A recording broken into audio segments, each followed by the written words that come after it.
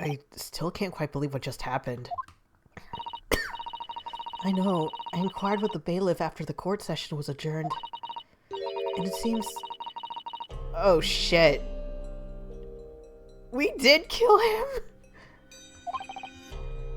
Right. 10 years ago now. Mr. Vigil attempted to commit suicide by jumping out of the window of the prison governor's office. I feel dumb because I never made the connection that was actual suicide attempt. I sort of imagine like the office was on the first floor and he just jumped out, like, I don't know, out of just adrenaline. I'm not smart, I'm sorry. But ever since, he's completely blocked the memory of those events from his mind. Nobody knew his secret. Not his family, not even the man himself. But I forced it out into the open. Was it wrong of me to do that? Did I overstep the mark? One hand, maybe. Like, there might have been a more, I don't know, psychologically nicer approach other than just, like, dragging it out of him, kicking and screaming. But on the other hand, considering the, like,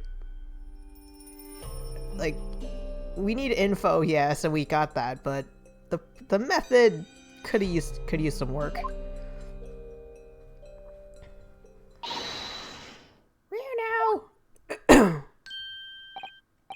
Now. Iris.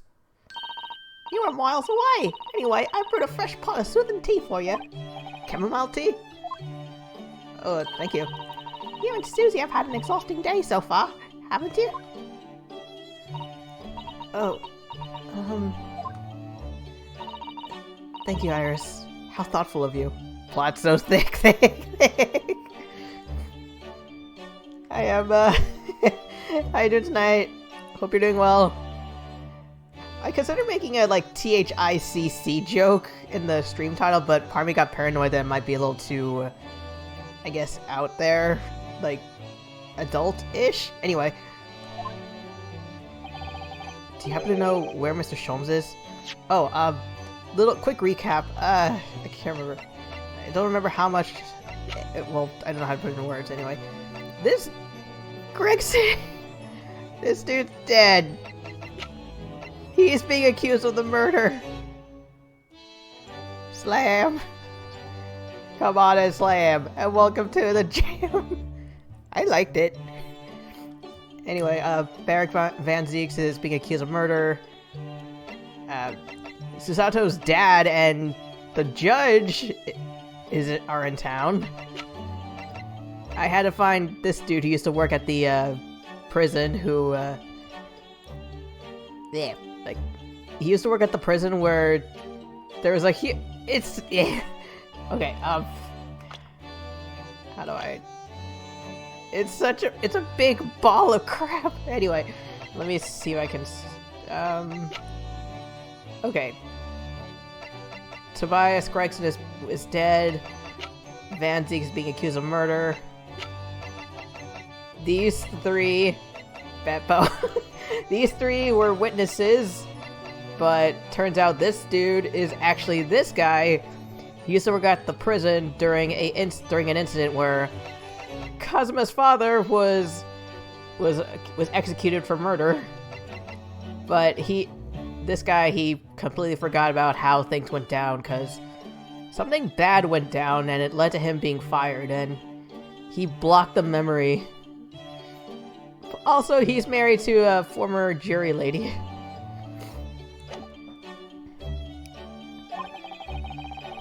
When we came out of the courtroom back into the defendant's antechamber, he disappeared. Oh yeah, speaking of the jury, the case, there's no jury for it because it's a closed court case.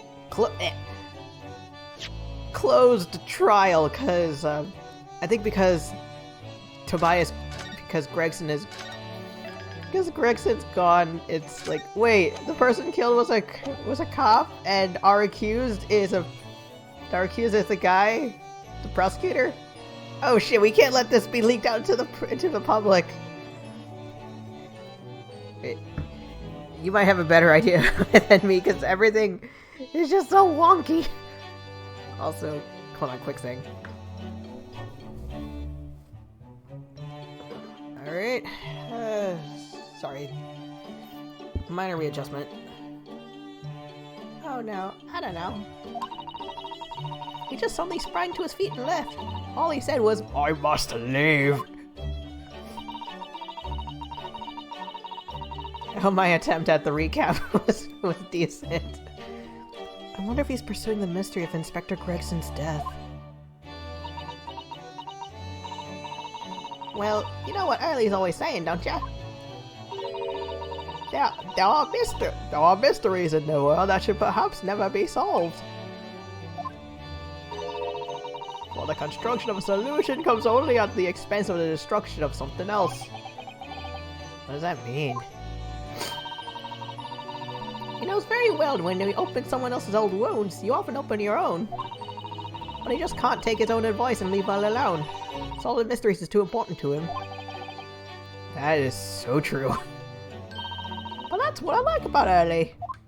I suppose that's a lot of Great Detective in some ways. Speaking of her hair, I still wonder if she styles it every morning. So then, let's have tea, and then I'll shoot you in the face!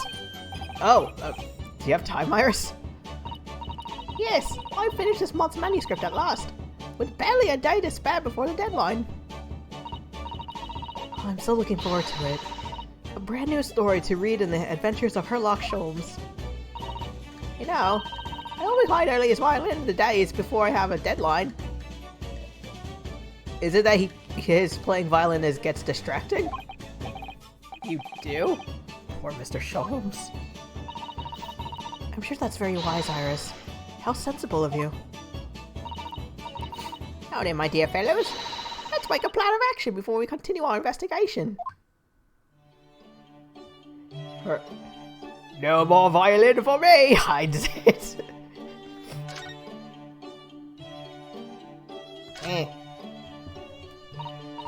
So, how'd it go in court this morning? Well, we still don't know the truth about what really happened, but one thing's increasingly clear. Lord Van Zieks definitely didn't do it. Also, the professor case is involved somehow. Ow! Goody! Yes, that's right. We managed to uncover several new facts as well. Naughty detectives get no music. Bad detective, no BGM for you. Really? And there was another development too. Kazuma. Yes, it's quite clear now that Kazuma-sama is not himself. He's possessed! Well, he's acting. I was kidding! This wasn't he's possessed. I know. I mean, at the end of the proceedings earlier, he was like a bloodhound the way he was chasing down Mr. Vigil's forgotten past. He's not normally so mercilessly persistent. One hand... Okay. This... like... Maybe, like, they likely have a point as they know Kazuma better than me, but... considering how much time has passed, it's like... a person can change a lot in a certain time span.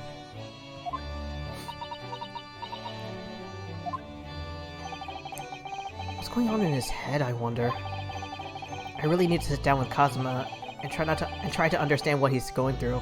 I almost said try not to understand. Kazuma, quick, confuse me more.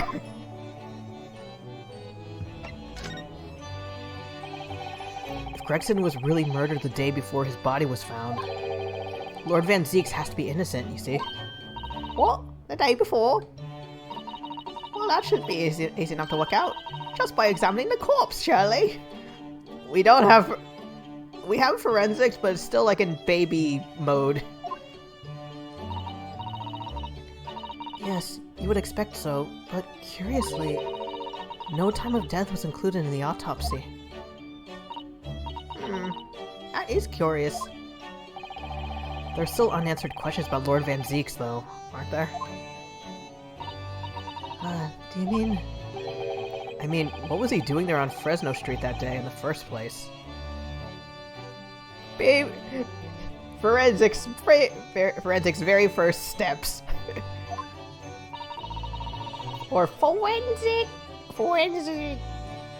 Well, according to the man's testimony, he said he was investigating Inspector Gregson, didn't he? And it turns out that little room was actually the inspector's secret office. Oh, that sounds like it has all the makings of a wonderfully devilish plot. My throat, sorry. What's that notice board in there covered in all those particular papers? It's like that Pepe Sylvia meme. He was trying to make a connection. Papers about a case with the link to the Reaper. I'm starting to get a bad feeling about all this. Oh dear, that sounds more like something horribly devilish. Nice work, Ryunosuke, you made her cry. We must start by looking into Inspector Gregson's movements of late.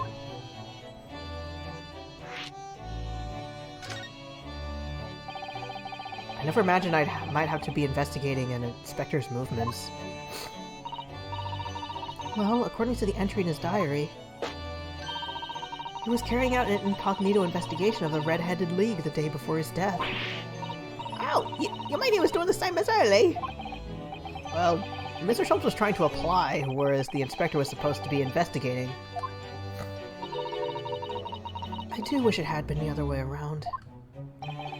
I don't know. Knowing Sherlock's track record, he might not, his investigation would not go well.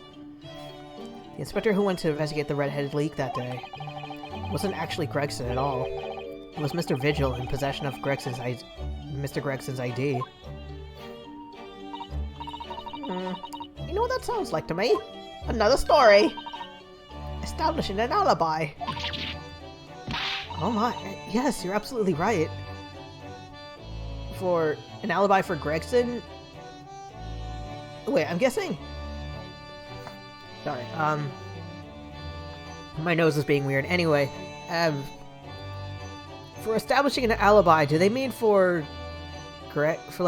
in the case Gregson, okay, in case Gregson was called about something during his, Red-Headed League investigations, was it oh crap, quick, pretend you're me, and, if you have my ID, it'll look like I've been working the whole time. As for alibi, originally, I remember them mentioning it was for, it was, Gregson handed off his ID in order to sort of, make it look like he was getting work done when he was actually doing some other kind of work. But did he already know someone was investigating him? Like Van Zeeks, maybe? Also, yeah, sorry, hold on.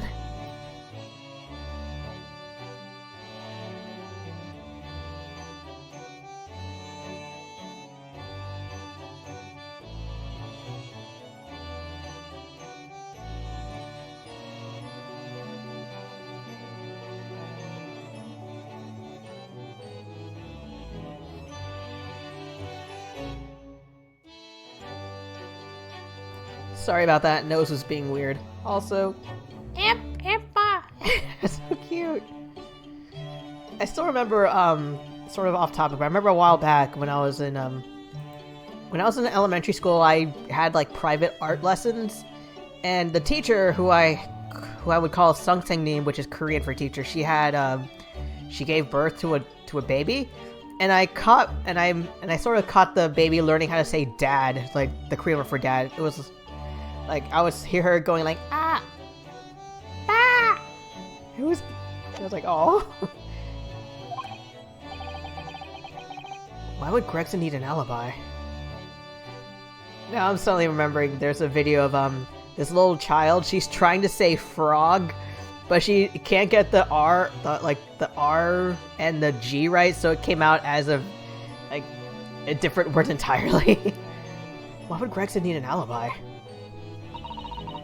It would appear that the inspector had something to do that he wished to keep secret. Investigating the professor case? And Van Zeke's? I don't believe it.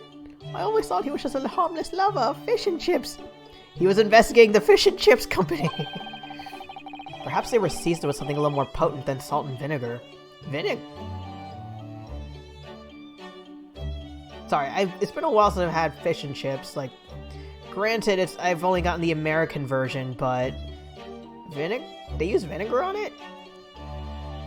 Oh yeah, like children mispronouncing words. It's still a very cute, if not funny, problem. I think perhaps we should try to move away from food analogies. Anyway, if Lord Van Zeeks felt the need to investigate Gregson... Yes, I agree. We must try to find out what he knows. To the prison! But first... Vigil, you say? Isn't that the name of the lady who came to visit early yesterday? Oh yeah, the name puns. They're back. Evening vigil, daily vigil. Also, now I remember it, they actually... These two, apparently they have 2 kids. I think it was 2 boys. Now I want to know what their names are to fit the pun. Oh. Horse. Oh.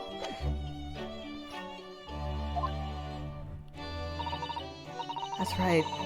To ask Mr. Sholmes if he would help her to find her missing husband. Only Mr. Sholmes completely passed the buck to us. Actually, didn't you say that Mr. Vigil had been taken to the hospital? Do you know which one? I think I know which one it is. Ah, it's Sinner. I'm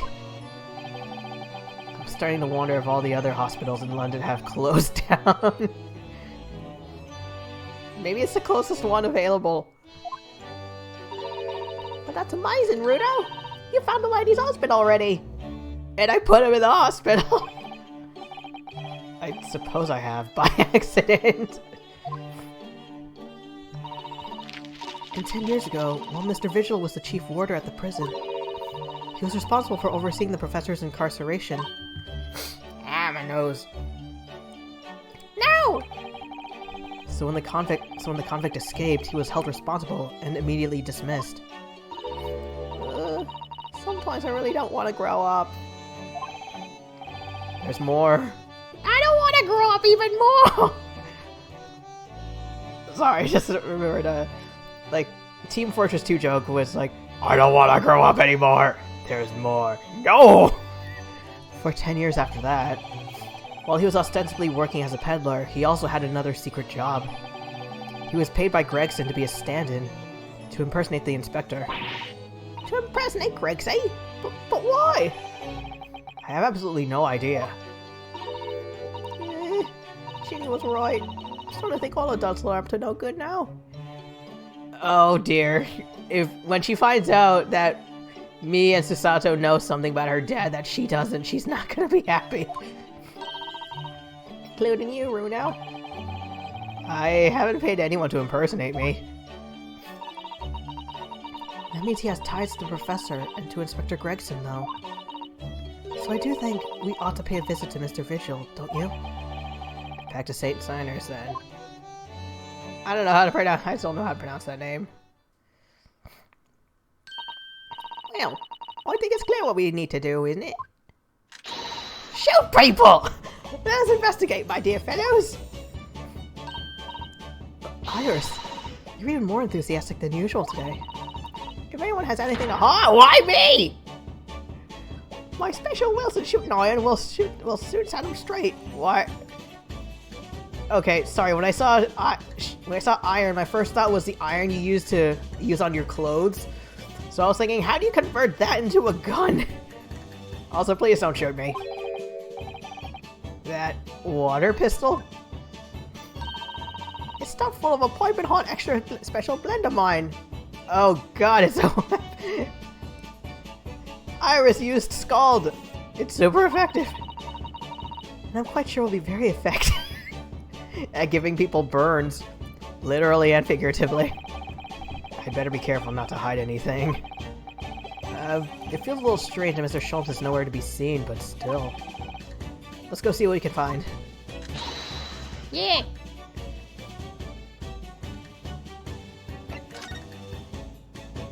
Question now is, where do we go first? Okay, let's go here. It's Bike and Grace!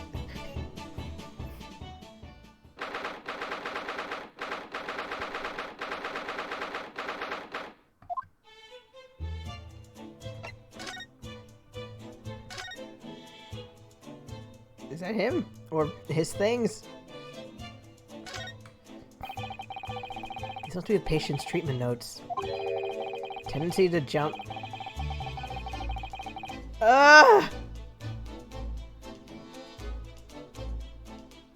Or place them somewhere there isn't a window. Like, maybe to the other bed. Are we a story up from the ground? Oh dear. Oh no. That's where Vigil? I can't help feeling that there's a better solution to the problem than a cushion, though. Finding something you lost isn't always a happy experience, it turns out. Since this is the old-timey stuff, I imagine another option they'd try is restraints, but that might make it worse for him. Pursuing the truth can be a very dark business sometimes. Yes, I'm afraid it can.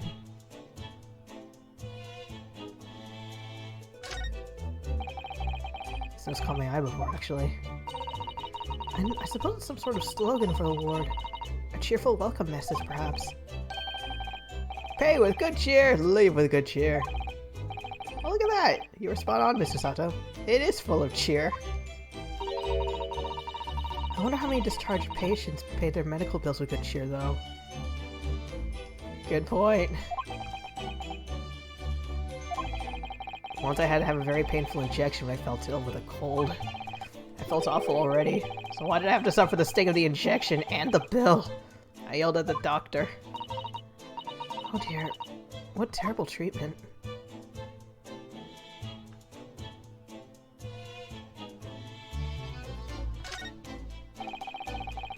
Sorts of medicines in this cabinet. Strychnine? I'm not sure if it's safe leaving them in reach of everyone like this. Yes, you're right. I can imagine if you were peckish. Have we had this have I seen this conversation before? A lock to secure this cabinet doors. That would stop you if you were hungry. You'd break the lock. Hunger doesn't turn me into a criminal.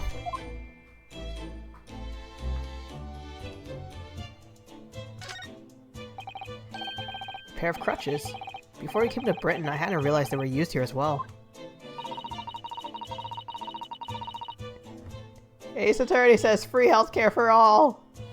Oh yeah, also I learned recently that the Ace Attorney characters, they were used in a anti-drug Japanese poster. Like they were sort of like Ace Attorney characters say no to marijuana. I imagine they were imported to Japan from Great Britain. Oh, so no one in all of Japan broke a leg before then? Anyway, the sight of these things doesn't bring back good memories for me. Oh dear. Did you injure yourself once and need to use some? When I was little. I thought they looked fun, so I borrowed a pair to play with. Then I slipped and sprained my ankle. Oh! I want to play with these! Now I need these! I see. They contain powerful magic, those wooden staffs. The power to heal and the power to harm! I think a certain cheeky little boy managed to cause the harm all by himself. Patient treatment notes. Endlessly obliging? I suppose that's referring to the patient in his bed. I would think so. And until Mr. Vigil is a little more stable. It's probably just as well that he has a kindly person in the neighboring bed. The endlessly part is a little worrying, though. I mean, what if Mr. Vigil suddenly declared that he'd like to take a trip out the window? Will this endlessly obliging patient open it for him and say, be my guest, jump on out. Do the rest. Let's check with the doctor later. Lots of bottles in a cabinet. Safe to keep them there.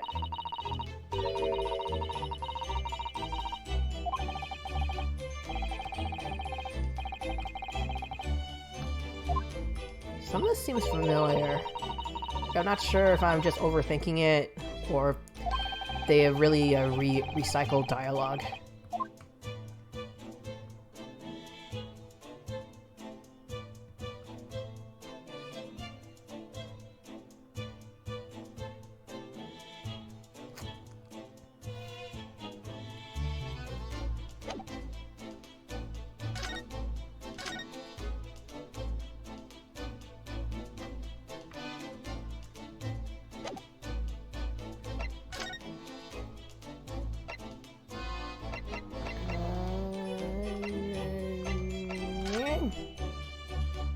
Zeeks, we need to talk.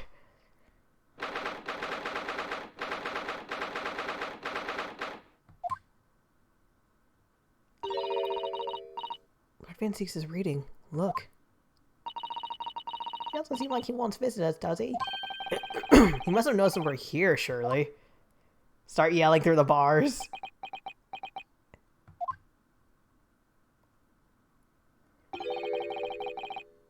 What do you...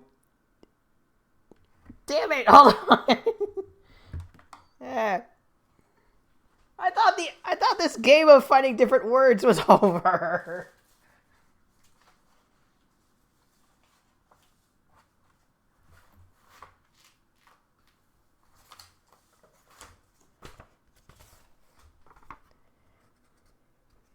Okay, baby, chill. Okay, I have a list of all these various words that I haven't used, so hopefully I can find something. What do you Noibats want? That's no way to greet the lawyer who's trying his hardest to prove your innocence, is it?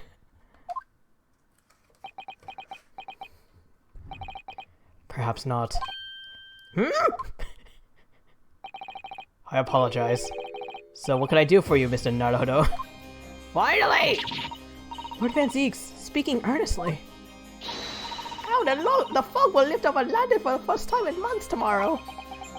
This does feel very, very strange. I must say, I was impressed. Well, thank you. Not by you, by our fellow Necrozma, your prosecutor friend. God damn it, no thanks for me. It's sardonic, don't you think? It's like radiant. For a man such as me, so loathing of the ninjask, to be entirely at the mercy of the two of you. I suppose it's retribution for having played the part of the Reaper all these years. Played the part?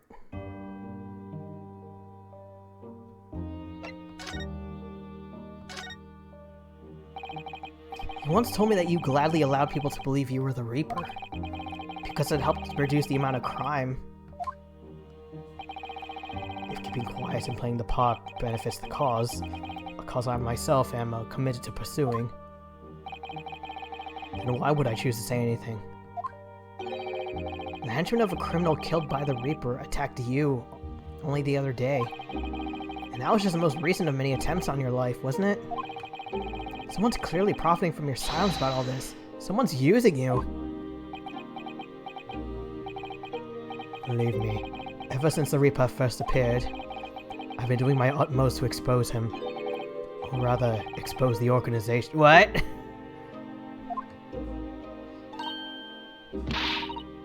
So the Reaper is a huge group of people? I suppose you're right. I shouldn't call you the slur. I will call you it even more.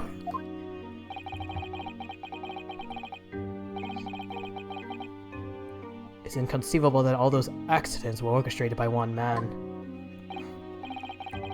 No, the Reaper always appears to have very accurate information about the accused in each case. Which can only mean that somebody at Scotland Yard is involved. Someone at... You can't mean... Gregson? taken me many years, but I finally identified the central figure in this Reaper organization. Strongheart? Tobias Gregg. Oh my god, I was kidding! I thought it would be the Strongheart dude. Also, hello, JoJo Pose. No! Gregson, the Reaper?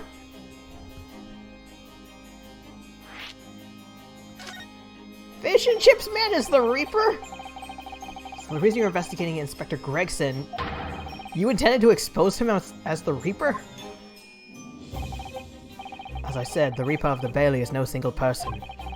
It's a highly secret organization with close ties to Scotland Yard. But there's no doubt that Gregson was a key member of that organization. I don't believe it. Are you saying that Gregson was behind all those awful criminals meeting there? Gregson didn't do the dirty work himself. How? He was a tactician. His job was to covertly investigate the marks and plot their assassinations. Sorry, when he said tactician, my first thought was Fire Emblem. Also, part of me is wondering if Van Zieks goes, Van Zieks has the same realization as Edgeworth in that one awkward zombie comic, whereas, Mr. Naruhodo, why are you always surrounded by short girls? Or young girls? In order to do that without arousing suspicion, he regularly needed a firm alibi. Which is where Mr. Vigil came in, posing as the inspector. Vigil knew nothing of the Reaper, but the room he rents on Fresno Street was almost certainly the headquarters of the operation. Very small room. Gregson would have met the assassin there for briefings. So we don't know who carried out the killings. Actually, I do have a name. Strongheart! Strongheart! It's Strongheart, isn't it? Well, if you can name the man, you have the true identity of the Reaper already. Or if I name the woman. Oh! Oh. Courtney Scythe?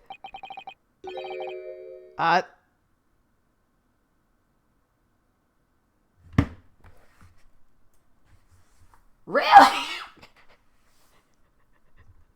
Sorry, one, like, okay.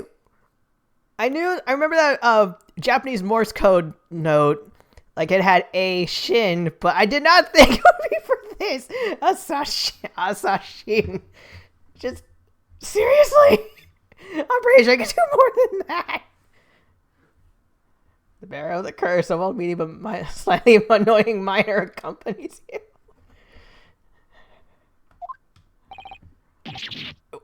What? Shin? Wait. Seriously, her?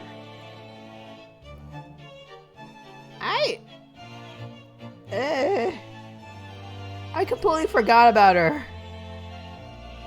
The true name of a terrifying killer I only know too well. She came to Japan posing as a visiting student and murdered Dr. John H. Wilson. Then, just when it seemed that diplomatic protection would help her escape Japan and conviction, the mysterious woman was herself murdered in a small summer beach hut. Mask, look at this! And that woman was... She's the Reaper of the Bailey?!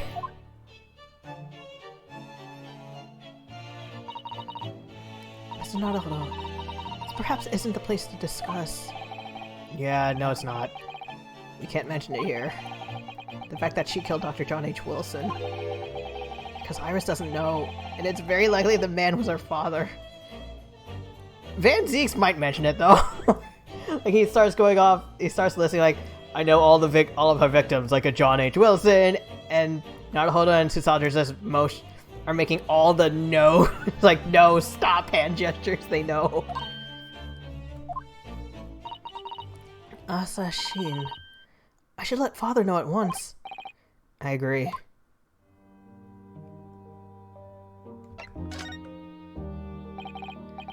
Kazuma, isn't it? Kazuma Sogi. You say he's a friend of yours. My best friend. He's the whole reason I got to come to Britain. It was all on his merits. I have nothing but respect for him. Yes, I understand that. Only the very best students are selected for such opportunities. And had a fine demonstration how sharp he is in the proceedings earlier today. He missed nothing. In fact, his flawless performance very much reminded me of his father, Genshin Asogi, the professor. It's true that the aristocracy at the time was the root of numerous grave societal problems. They were abusing their power, playing with the common man as pawns in politics, in economics, in war. Sounds like modern day. In many ways, Asogi was carving out a canker for society that we British couldn't deal with ourselves. I see. But that's precisely why it makes no sense. Clint Van Zieks was a noble and upstanding man. He wasn't corrupt. Why did that damn nose pass have to go and take my brother's life? In spite of having once saved mine.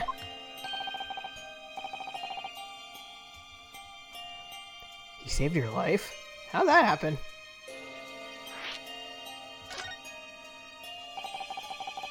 It was 10 years ago on a foggy night. What was to be the professor's final strike had sent a wave of panic through the capital. So Clint Van Zieks had already been killed at this point. Genshin and I were walking down some back streets at LA Tower. Of course, at that point, I had no idea of the true nature of the man at my side. All of a sudden...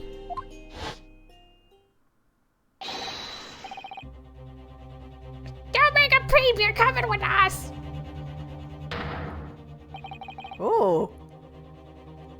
Sorry, I wasn't expecting the visual of, like, baby Van Zieks and the dad.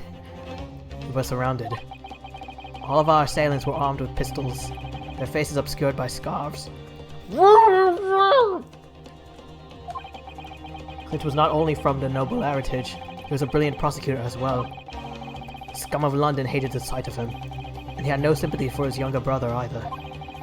I've been targeted several times before already. Yes, Van Zieks, alright. We got him! I could hear them murmuring among themselves. I knew they were after me. But just when I thought my time had come... I'm assuming that's Genshin? If I let them kill you, Clint would never forgive me. He has a sword on him. It was Asoki's voice. Just a whisper in my ear.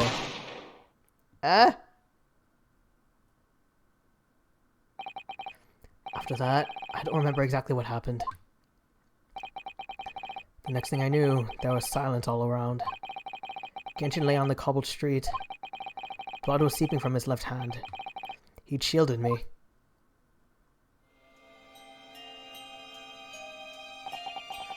2 days later, they arrested him. On suspicion of being London's most notorious mass murderer ever. The Professor. How awful for you. All at once, I lost the brother I revered, and the foreign friend I held in such high regard. Wait, sorry, I'm thinking. Like... So... Okay, the phrase, if I let them kill you, Clint would never forgive me, was that what made Zieks believe that he was the professor right away, or... Cause, I don't know, I feel like this could also be interpreted as, your brother was a good friend of mine. If I let anyone hurt you, then he won't like it. Does that make sense?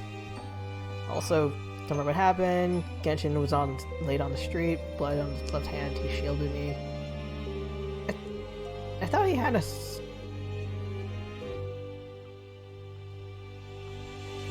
I thought, okay. Is it that Genshin used the sword, but maybe he took a blow to his left hand and all the assailants were all dead? I'm so sorry, Lord Van Zieks. And that is my tragic racist backstory. That's the end of my miserable tragic racist tale. I never thought I'd recount it to anyone. Well, thank you for confiding in me. The Professor, the Reaper, and Inspector Gregson. I wonder just how intimately related they all are. I still can't quite believe that Gregson was essentially the Reaper, giving assassination orders to Giselle Brett. Mr. Naruhodo, let's go and inform my father. Let's go tell Daddy! I'm sure our government will want to hear about this new information. Me?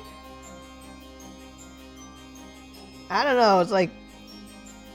Considering how secretive your dad's been, I get the feeling he'd rather like, oh shit, my daughter knows too much. Any assassins available? Oh, that means I get to meet your daddy, Susie! Hooray! Yeah, it's alright. Let's head back to the Great Waterloo Hotel. I wonder if Waterloo is a reference to the Watergate / Gatewater Hotel. In some ways, this place seems to rather suit Lord Van Zier. Did I say that out loud? This place is thick with dust in it, and there's such a chill wind. Perhaps you leave Mr. Vigil in peace for a while. Do you know what? I don't believe we visited this place.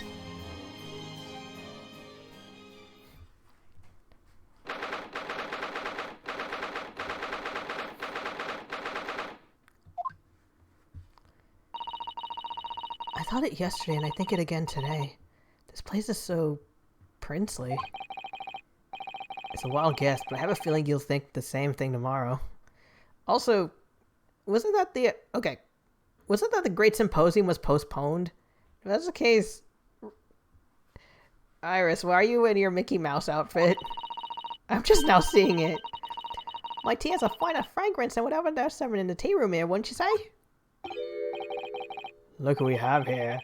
It's an unexpected pleasure.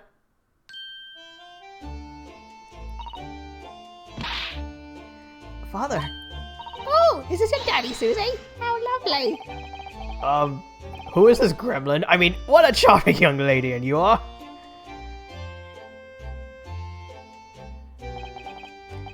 Really? So you're the author of The Adventures of Sherlock Holmes, are you? Why do I get the feeling he's gonna blurt out like, oh, your father, John H. Wilson, I have bad news for you! That's me, Iris Wilson at your service, sir. Susie's been such a wonderful friend to me over the last year, you know. Well, Miss Wilson, I must say I read your work regularly and with much interest. Iris actually lives with Mr. Sholmes, you know, Father. Is that so? Well, perhaps I go some way to explaining that bright look in your eyes. Oh, I completely forgot about that animation. You wouldn't be smiling so early if you knew just how bright she is, believe me. Now then, young Naruhodo, it was a pleasure seeing you in action earlier. As an invitee of the symposium, I was allowed to observe from the gallery, after I twisted some arms. Father? Why does that security guard have bruises on their arms? No, don't ask questions, sweetie. I must say, it was a truly exemplary performance. Well, thank you. Although I'm fairly sure you omitted by Cosmo in the end there. He can read minds! No, please don't misunderstand me. It was you who impressed me. Also, that looked like a new, reaction. Tweet. You didn't miss a step against Osugi. And we all know how capable he is. Really, to have matured into such a fine defense lawyer in less than a year is quite extraordinary. It's very kind of you to say.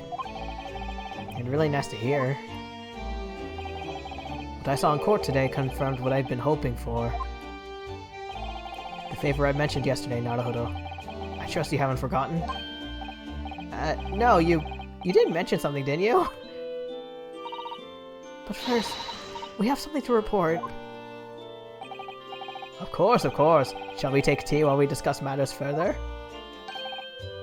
I wonder where Judge Jikoku has gone to. The hell, Judge!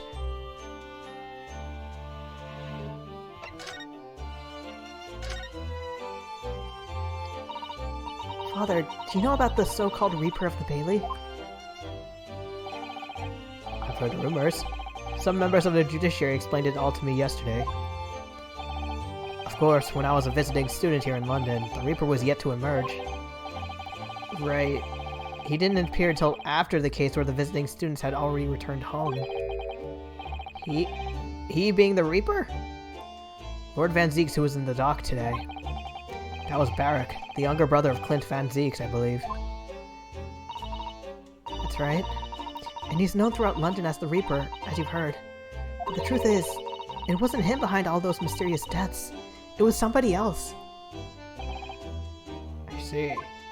So what you're saying is there's been a professional killer at work here. Exactly. Someone by the name of Asashin, in fact. I beg your pardon? Is it Asashin or Asashin? Did you try to say Asashin? I'm getting new animations from this dude. You mean that Giselle Brett woman who was responsible for killing my great friend? Oh no, a friend of yours was killed! Oh shit! Professor Migatoma, I think perhaps we should discuss this right now. Because a friend the professor's talking about is Dr. John H. Wilson. And that's not something we want Iris to find out about. Not like this, anyway. Are we ever gonna bring it up to her at some point? Or is it gonna be like, after the, not, off screen, like after the game's done, like, roll credits and then, hey Iris, we have something to tell you.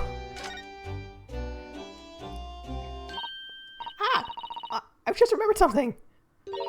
Biscuits! This hotel has the most delicious looking biscuits. That was rather out of the blue. She's doing this deliberately. I think I'll go and see if I can purchase some. I wonder, would you like to come too, Iris? Oh yes! You're just trying to leave me behind. Race ya! So that's young girl. It's called Iris Wilson, is she? That's right. And she's the author of all those adventure stories starring the great Detective Sholmes. But the name of the credited author isn't Iris, is it? It's Dr. John H. Wilson. Yeah, I know. That's the name of her father, you see. Her father? Dr. John H. Wilson. I was deeply indebted to the man for all the kindness he showed me during my time in London. That's why I was keen to reciprocate and invite him to the Imperial Yume University. Excuse me.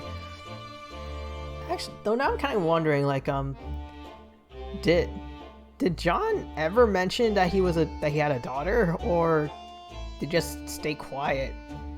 And if he did stay quiet, was it on purpose or by accident? But he was murdered last year by Giselle Brett. Why would the hand of the Reaper stretch all the way to Japan? Maybe her thing was to take out everyone who was involved in the Professor case? Even those who are just friends of people involved? Iris knows nothing about that case. But it seems very likely that the victim, Dr. Wilson, was her father. Well, I can't say that we ever spoke about his family. Oh, okay. So I don't know if he had a daughter or not. But I think I could say with some certainty that he was never the Great Detective's partner. So, it could have been another Dr. Wilson? I thought he was about to do a twirl. Well, John and Wilson are both common names, after all. Still, it's probably best not to mention this to the young lady until we can be sure. That's what we thought, yes. We're back! With cinnamon biscuit! What were you talking about? Ooh, they smelled yummy! I think cinnamon will go very well with the tea they serve here. Don't you, Susie? Yes, I'm sure you're right, Iris.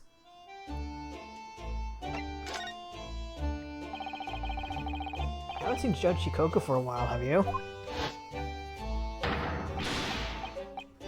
It's the judge, man!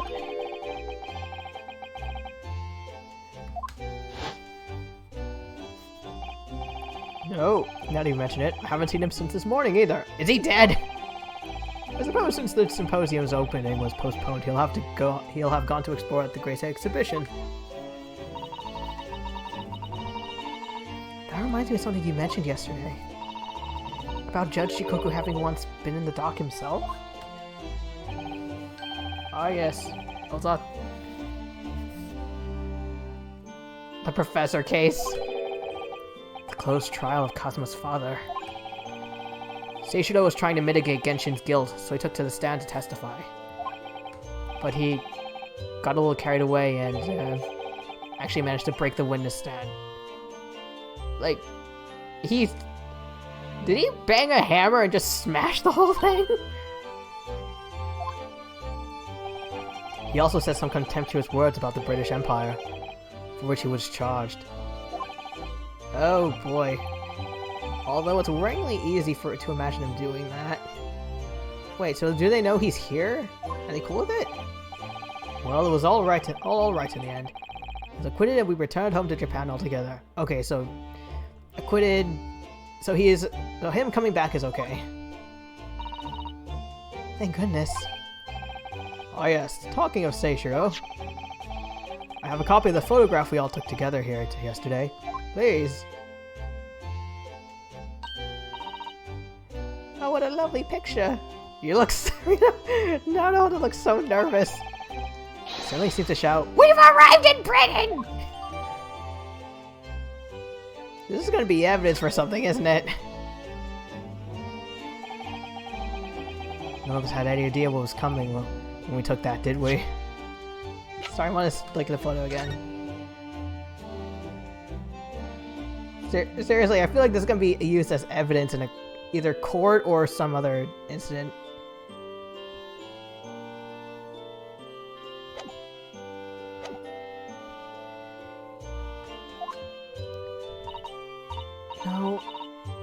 No, that's so true.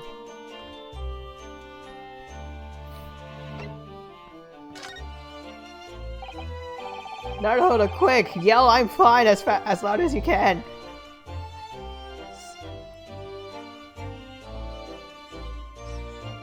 So, you mentioned a favor that you'd like to ask me. Scratch my nose! Well, this fateful trial that you're fighting, one way or another, it'll be over before long. And when it is, I'd like you to accompany me back to Japan. You want me to do... Whoa! Father, what's the meaning of this? When I say accompany you back to Japan, does that mean Susato's staying, or we're all going with you? Now, Susato, you should understand, you've seen how our courts work firsthand. Japan's judicial system is in its infancy, especially when it comes to the defense. Oh, you mean... The Supreme Court of Judicature is in desperate need of a good defense lawyer. As soon as possible. Really quite urgently, in fact. What? Is there a case waiting for me? I have not even been in London a year yet! I've read all of Susato's reports. I'm well aware of your extraordinary talents. And having seen you in action with my own eyes earlier today, there's no question. You, Naruto, are precisely the man our country needs! So, you believe in then, Runo? But then, what am I supposed to do, Father? You stay here! Wait, is he actually gonna say you stay here? Uh-oh. It's gonna be... Okay. I'm assuming Asogi is gonna stay here as a prosecutor. You're gonna work for him now. You came here to serve as Asogi's judicial assistant. Oh yeah, she's supposed to be Kazuma's assistant. The government is still in the process of deciding how best to deal with his situation, though.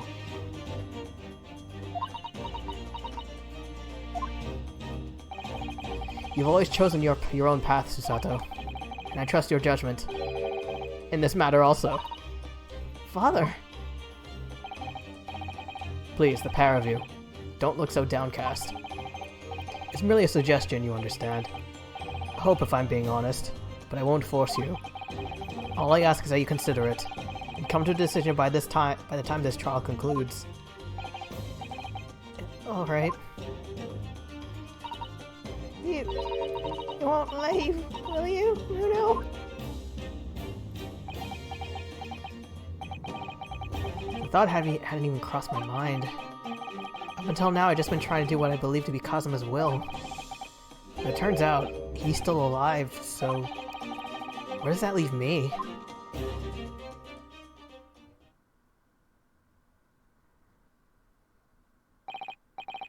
Well, if you'll excuse me now, I need to telegram government ministers and the Japanese police with this information about Asa Shin. Of course, Father. Thank you. I look forward to next month's installment, Miss Wilson. Oh, good. And please, do come to Baker Street sometime, won't you? We'd love to entertain you with guns! I would be delighted. Best of luck for tomorrow, Naruhodo. And... give my suggestion your full consideration, won't you? Yes, I will. Going back home?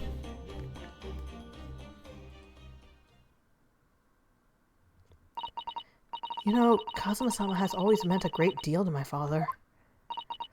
I'm sure he'd love the chance to meet with him and talk to him about all this. Yeah, no doubt. I have a bad feeling about this! Asashin. Of course, it's so obvious!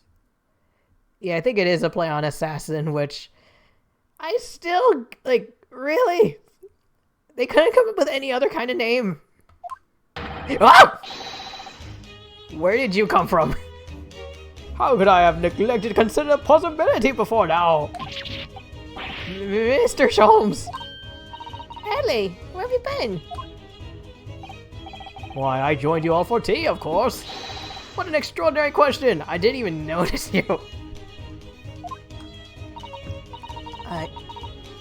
Yeah, me neither. No matter, no matter. Anyway, to more pressing concerns.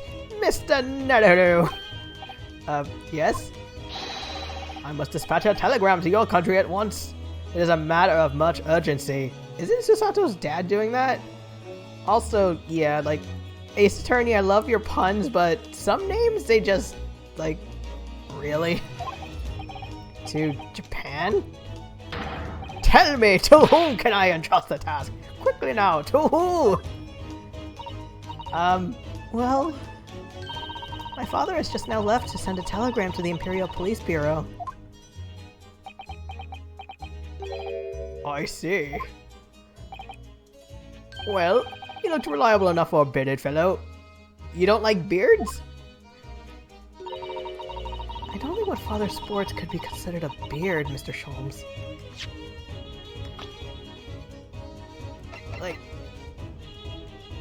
Like, very, very loosely, if we consider mustache part of a beard, it's like a half beard. There's not a moment to lose. Kindly ask your trusty unshaven father to see this ascent. I will, but what is it? No questions at this time, if you please, Mrs. Sato. All we can do is pray. And for once, my deduction is awry. Huh? Does that imply that your deductions are normally correct, Mr. Sholmes? Which is exact. No, then. Wait a minute. If he's suggesting that Giselle Brett's still alive, like Asashin is still alive, then oh god. Now then, you may be surprised to learn that I am a very busy man. I certainly have no time to hide behind settees and eavesdrop on other people's conversations. So that's what joining us for tea meant. I'll leave the sending of this in your hands then, my dear fellows. He just ninja'd out of here! Mr. Sholmes? He just sort of ran off, didn't he? Quite a pace. And left the unpaid bill for his tea behind. God, I hope this tea isn't expensive. I must catch up with Father at the telegraph office. At once. And I'll run and call us a cab. Straight away. They're both fast! Is everyone Sonic the Hedgehog? There was me thinking everyone would be clamoring to pay Mr. Sholmes' bill. I'm alone!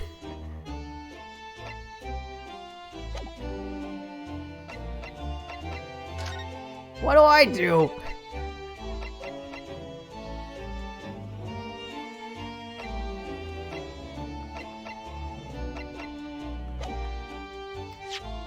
Do I have a note too? No. I can't even examine or look at anything.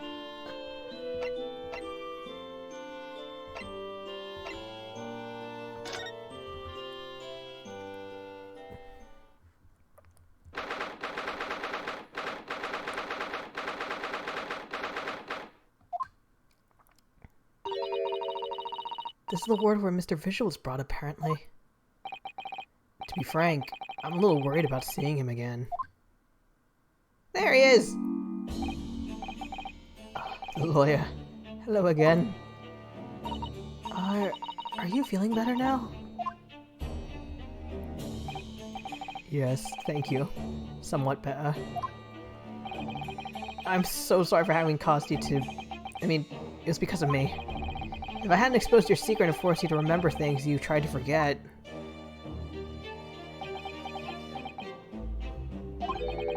The prosecutor was here until a few moments ago, too. You just missed him. Oh! Kazuma beat us to it. He said much the same as you. He was very apologetic. But the truth is, I brought all this upon myself. Please, don't think like that. Keeping it from Evie, my wife, all these years. I've carried such a sense of guilt. Is this another JoJo pose? But that's not the worst of it.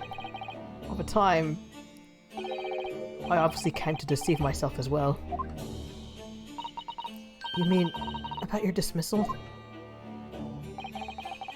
Looking back now, I'm beginning to think that perhaps Inspector Gregson didn't stumble across me by accident. I mean, he compensated me so generously for acting as a stand-in. He was clearly concerned for my well-being and doing what he could to help.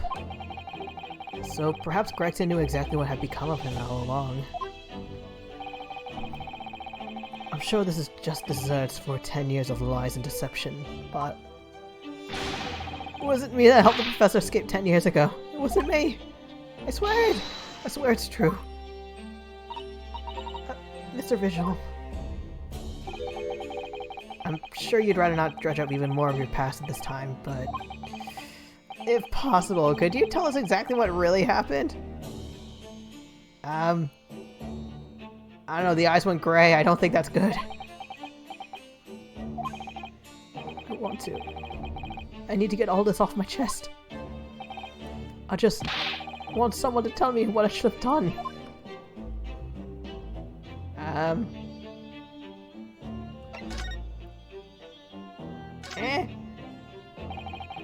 Inspector Gregson was obviously engaged in a special operation of some sort. He was investigating something that even Scotland Yard couldn't know about. Details of the Reaper's marks. It was when he had to carry out those investigations that I would take his identification and impersonate him. He'd pretend to be the inspector and carry out investigations on his behalf. I was expecting that little jiggle, like, oh no, never! A common street peddler couldn't possibly carry out a proper police investigation. All I would do is go to the specified location and make a little hoo-ha. Just something to leave an impression, so everyone there would think, a detective called Gregson was here! So, that's what you were doing on the day prior to the incident? Yep. He asked me to make an appearance at the park on Lime Street for the Red-Headed League event. So as usual, I flashed the inspector's identification around and was very vocal about my presence. Just stamp in, screaming, I'm Inspector Gregson! But then you were taken prisoner by those red-headed fraudsters. Yes. So, you would always make a point of showing Gregson's identification and generally being loud? That's why the inspector asked me to do, yes? Well, that's one way of becoming a legendary detective, I suppose. Not a good one, though. And as you know, I've suffered this bruising around my neck at their hands. Phoenix Wright again! But the following day, they kept their word and released me. Without returning the inspector's ID. I had arranged to meet in the Fresno Street room at 5 that day so I could report back to the inspector. But at the agreed time, that's when I heard the gunshot.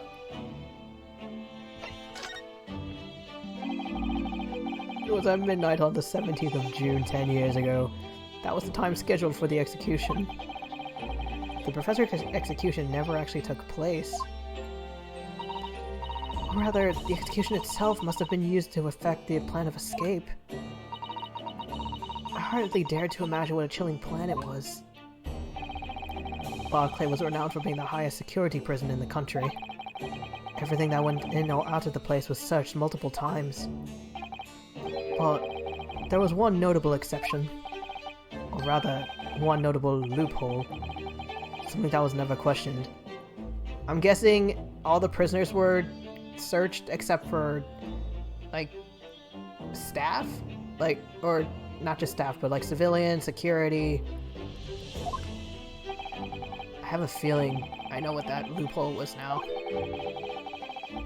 Oh! Crap, I forgot about that. The coffins in which the bodies of the executed convicts were placed. Yes. Once the coroner had confirmed the death of a condemned convict, the body was taken in its coffin for immediate burial in Lowgate Cemetery, just behind the prison. The chief warder first had to sign the necessary papers. And after that, no member of staff was permitted to touch the coffin containing the body again.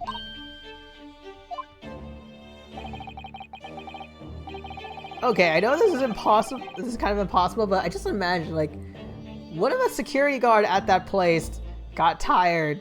It's like, I'm just gonna lie down here for like 2 minutes. They wake up and they realize that they're in a coffin that's being wheeled away.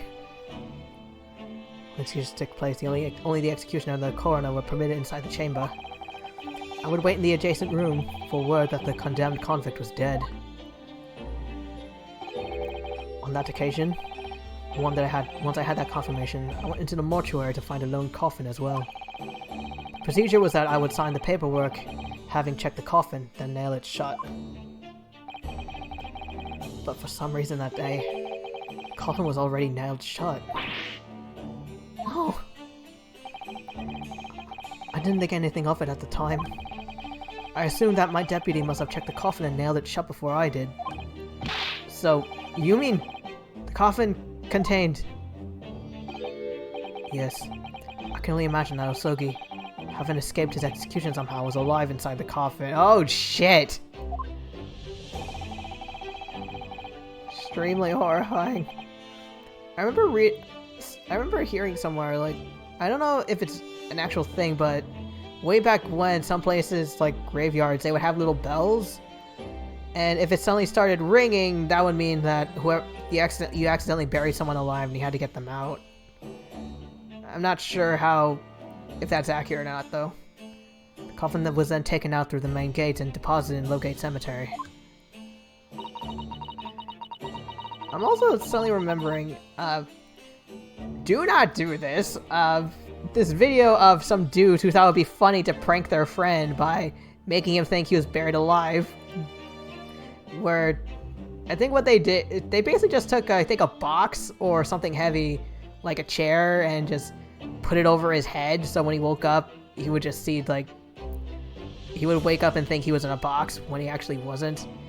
And the the person being pranked understandably freaked the fuck out. Presumably there wouldn't have been enough air inside to breathe for long. So in the early hours following the burial, someone dug up the coffin again to set Genshin free. But in the end, he was fatally shot in the graveyard anyway. What on earth really happened in Lowgate Cemetery that night? I'm afraid I really don't know. All I can say with certainty are two things. Asogi couldn't possibly have escaped that way without help from somebody working inside the prison. And that somebody was not me.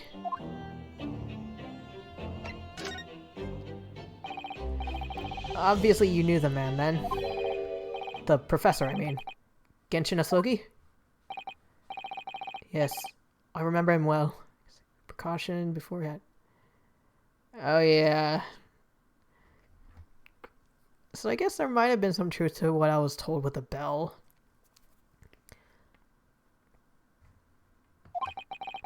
Would you mind telling us what you know?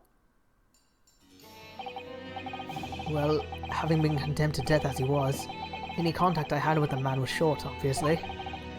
After the trial, which was carried out behind closed doors, attended only by elite members of the judiciary. Oh no!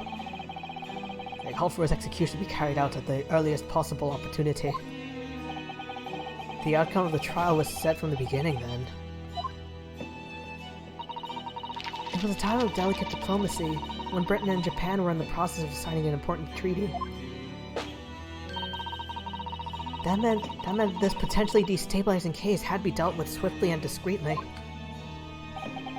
The man had less than a week in total. As I was the chief warder, I oversaw his short stay in cells until his final hour. I remember being struck deeply by his noble character and incredible resilience. What do you mean? He was a killer of many men, but he was always quiet and polite. He was a gentleman and a man of intellect. Yeah, I feel like that could be said of a lot of serial killers. In fact, I couldn't bring myself to believe what he'd done, so I asked him one day. Those 5 members of the aristocracy whose lives were taken, were you really responsible? Wait, is this when Van Zeeks was saying that 5 people attacked him? I'm guilty of the unforgivable crime of ending another human's life, yes.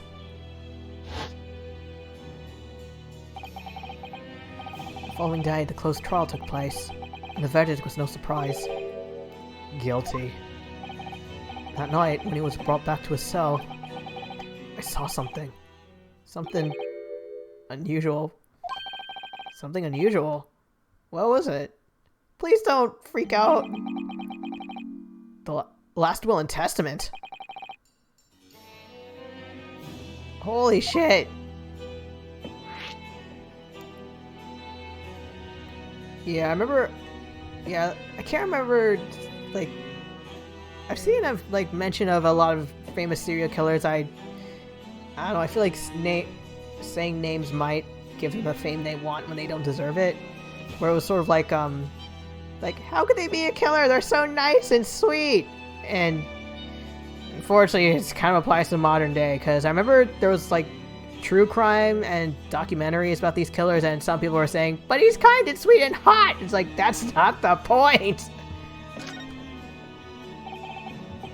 As I said, it was on the night following his trial, after he'd been found guilty. I was doing the rounds of the cells when I looked into Asogi's. I noticed that he seemed to have a sheet of paper in his hand. His last will and testament, then.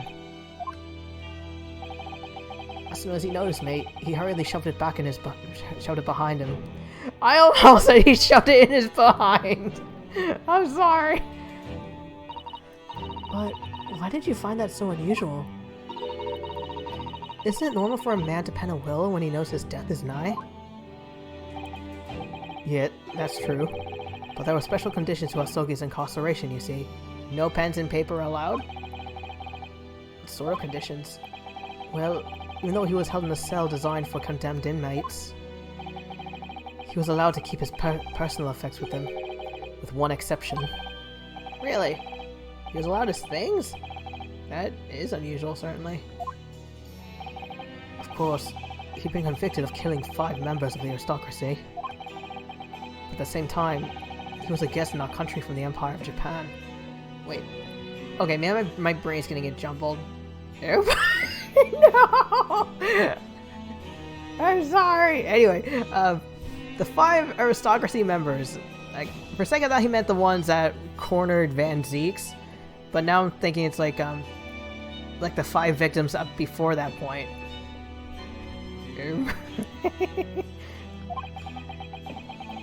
The powers that be were determined that his final day should be needlessly uncomfortable. And what was the exception you mentioned? To the personal effects. That's the point. He wasn't permitted to have writing materials. Specifically, no pens or paper. So, he was prevented from leaving any written record of what had happened. Yes, that was the long and short of it. I have no idea where he obtained the paper. No worries, Eva. Also, I don't know, maybe it's just me, but like, not allowing an inmate pen and paper, isn't that feels like a inhuman thing to do? Like, not just from, like, they need a way to get their thoughts out or some sort of venting, but like, depending on what they write, it could serve as evidence? I don't know. Any writing materials would have been confiscated from him upon his incarceration. As I said, he hid the paper behind his back, and then he pleaded with me. What did you just hide behind your back? Please, please turn a blind eye. This is my lifeline. But, you know it's against the rules. Is that the security guard uniform? You're the only person who's seen. If you just agree to keep quiet. Alright then, but what's on that paper? A last will and testament. This will is the only weapon I have left now. Huh? How can a will be a weapon? When there's a will, there's a way? So I decided to pretend I'd seen nothing, and I let him keep his will. But then later, it just seemed to vanish without trace. What? What do you mean it vanished? It would seem that isn't the end of the story of this mysterious will.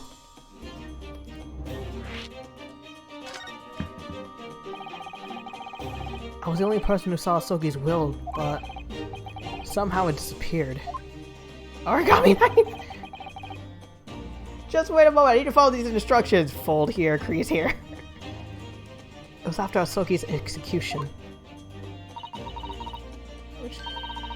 Which was actually an elaborate jailbreak. The warders gathered up Asoki's possessions that were in his cell. They were all to be sent back to his family home in Japan, you see. To poor Kazuma-sama. And you're saying that it wasn't anywhere to be found among his personal effects? The will, I mean. That's right. No, I didn't search through them myself. But Governor Kaiden was livid. He was screaming, "It kinda disappeared somewhere!" I can't do a good Scottish accent, I'm sorry. That doesn't quite make sense though, does it? In what way? Well, we understood that only Mr. Vigil was aware of the will's existence. In which case, how did the person governor know to look for it? Oh yes, you're right. I really don't know how he knew, but it certainly seemed as though he knew of the will's existence from the outset. Only he didn't refer to it as a will. What he said was... the Asogi Papers?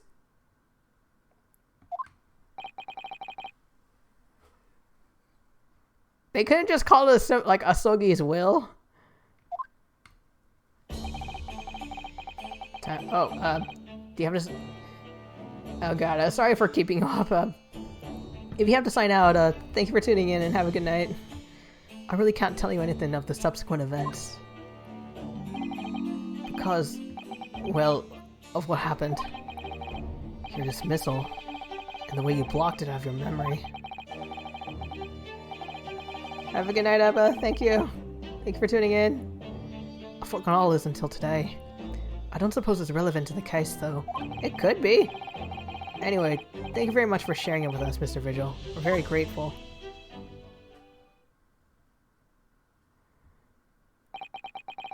I'm afraid there's really little more I can tell you.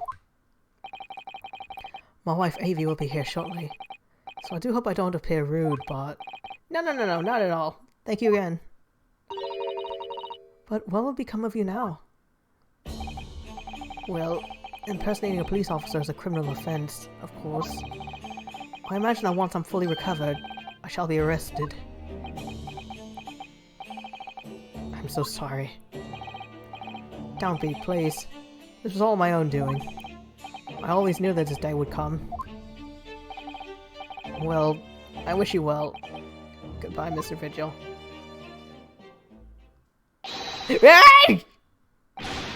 Before you go, there's just one more thing. Yes? What is it? The Asogi papers. Yes? I'd be very grateful if you'd make no mention of the things I told you about them. Presumably for some good reason. It's my understanding that their very existence is a closely guarded secret. Why do I get the feeling he's gonna be killed? If it became known that I remembered, well, it could be rather troublesome, I think.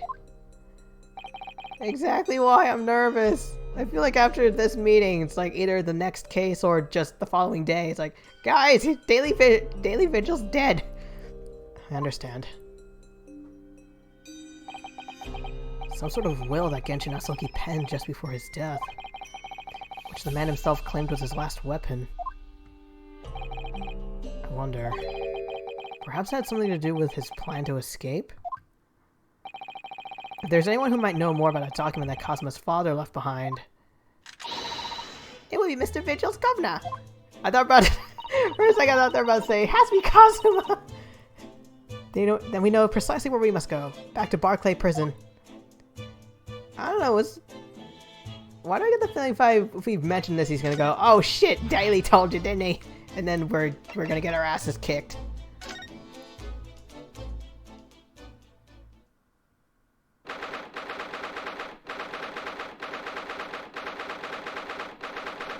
That clock still bothers me. And the bird. I swear the cage is too small. Oh no, I forgot about the Scottish accent bit. I'm so sorry, I'm gonna butcher this horribly. Ugh, back again, are you? Yes? Hello? I've heard all about... yeah. Sorry, trying. What makes me a good demo man? If I were a bad demo man, I wouldn't be sitting here to... Okay, I've heard all about your investigations. I read the reports just now. You found him, eh? Vigil. Yes, luckily. Well, anywho. The laddie doesn't work here no more. So the case is not to do with Barclay. And when they like you, don't get the wrong idea about that. Of course. Yeah, Mr. Vigil stopped working here 10 years ago now, so... Yeah, we've seen his dismissal notice, haven't we? He was given the chop, like that clock. I cannot. You can know very well. So how about a wee handcuff biscuit? Oh, they really are like little handcuffs, and as hot as irons too. So, what are you doing here today? There's something else we'd like to ask you about, actually. That's all. We believe there might have been a document that disappeared from Genshin Asogi's cell. I think it's been called the Asogi Papers or something. We're dead.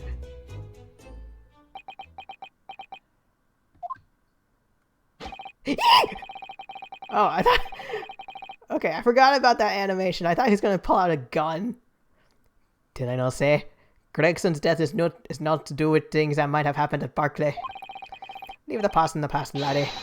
Let's not footer the boot with irrelevant details. His expressions changed completely. We're clearly onto something here.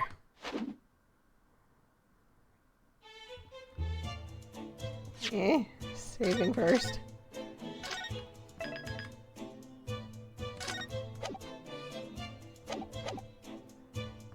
Wait, wrong button.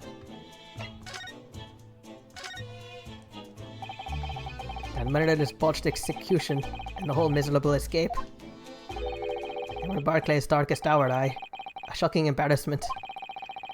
Because the convict had a collaborator on the prison staff. Aye, for shame. The coroner who confirmed the death of the man after his execution, Courtney Scythe, and my chief warder at the time, Vigil, who was in charge of the whole affair. But Mr. Vigil says he didn't know anything about it. That's going when they say otherwise, eh? More handcuffs! Oh, how could I say no? You can never have too much iron in your diet. Are you chewing magnets? Mr. Vigil was handed his dismissal notice as a result of what happened. He was so despairing, he jumped out of your office window, didn't he? How? I didn't like to say it, but that's just Vigil trying to get out of it. Do you not think he went and jumped out from the shock of his crimes being exposed, eh? I do. You wouldn't say otherwise, though, would you? Of course, I cannot shun all the responsibilities myself. I shouldn't have let him deceive me. Actually, there's barely anyone that kens what went on at the time now. Gregson has been murdered. Dr. Scythe forbidden from having any visitors. No visitors? Someone obviously doesn't want her giving anything away. Quick, Iris, distract it with tea and biscuits. We're gonna find Courtney Scythe. Well, we're not going home empty-handed.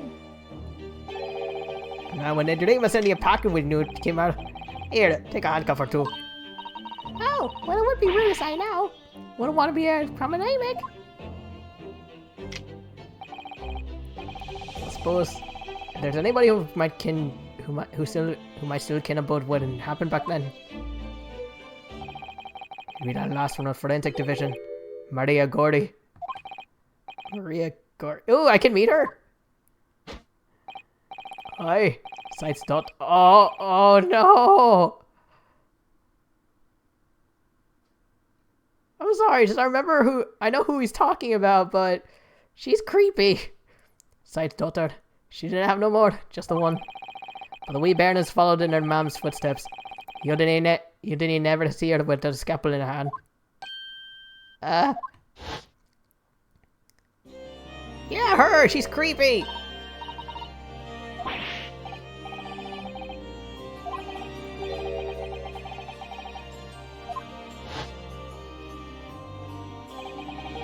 Dr. Scythe's daughter, Maria Gorey. We could do with talking to her. I wonder why their last names are different. So, she's Dr. Scythe's daughter. Thank you for asking for me. Aye, there's some family history, I'm sure, but I didn't ken the ins and outs of it. She grew up watching her man working with the bodies of folk who died in strange circumstances, and decided to do the same with her own life. I can understand it myself. Perhaps she was driven by a deep respect for her mother. Perhaps. Anywho, she was in charge of Gregson's autopsy, I believe. Great. And the coroner responsible for this incomplete report. Someone told me once that the wee lassie always loved her mom's stories about cutting up bodies. There's even a rumor that she used to listen to the funeral march as a lullaby. Oh, wow. Well, then perhaps her mother might have told her about the autopsy from the case 10 years ago. I'd say there's a fighting chance at least. After all, that was a life-changing case for all of us. We really need to speak to Miss Gorey herself about this then. Well, thank you very much. I'm not happy about any part of this. Took years for the Londoners to finally forget the whole professor business.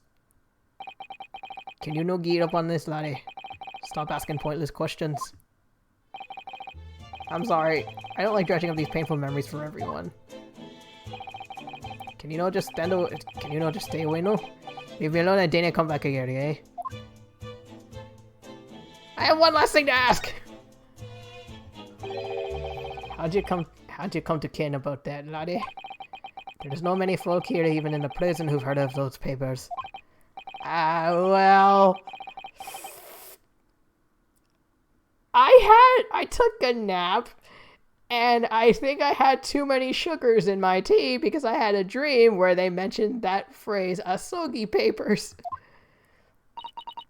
I'm afraid our sources must remain confidential, sir.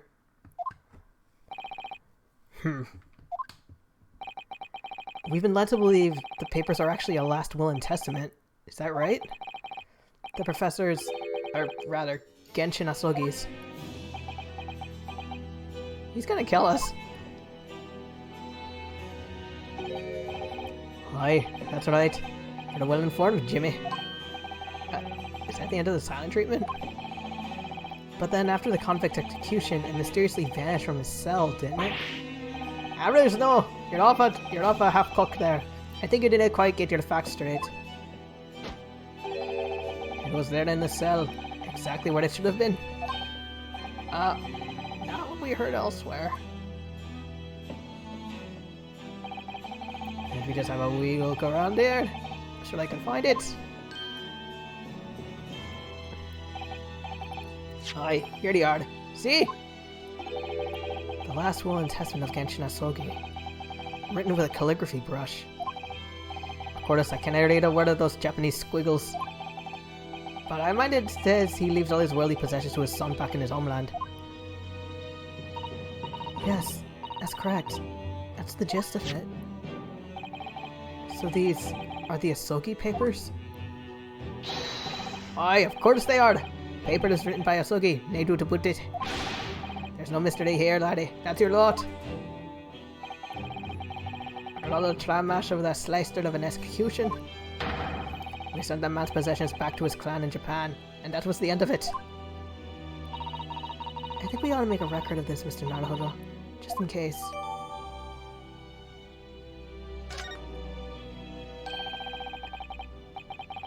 Before that, only weapon you have left. Any and all material possessions and wealth belonging to me in London be delivered to Kazuma Asogi. Accept my fate in this foreign land and knowledge I'll never see my homeland again, but I regret nothing about my chosen path. One thing before you go on your way, Mr. Naruhodo. Yes? Those papers are not to do with Gregson's death. I prefer it if you didn't make no mention of him outside this office. Or rather, I would have just preferred it. Consider it an order from the highest levels of our government. Can I show them to Kazuma, at least?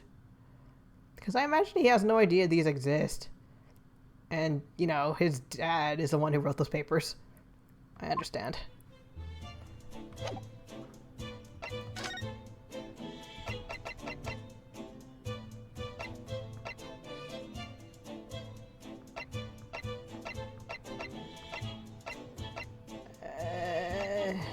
Where do I find him again?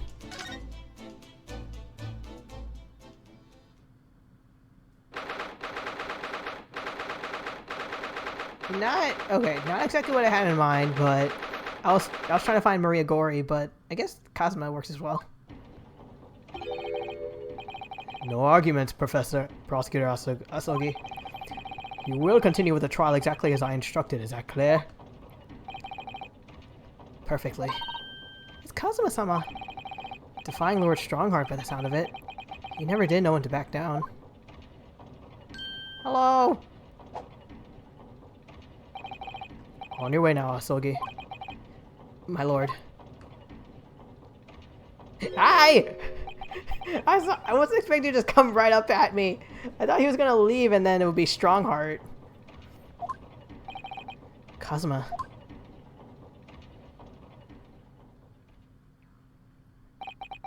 He left without saying a word. What did you do to him? Yes? What are you doing here? I was just hoping to ask you a few questions if you wouldn't mind. I wanted Van Zeek's trial concluded today. Prosecutor Asogi's unwelcome inquiries are going to make it take longer than necessary. Unwelcome inquiries? As a result, I'm losing even more precious time. Currently 2 hours, 55 minutes, and 41 seconds. 42, 43... Is there a golf tournament you're missing? Then we must resolve everything before 3 hours have passed, Mr. Naruto. In a miraculous not even 5 minutes. Anyway, I can't let this man's obvious bad mood put me off. I need info.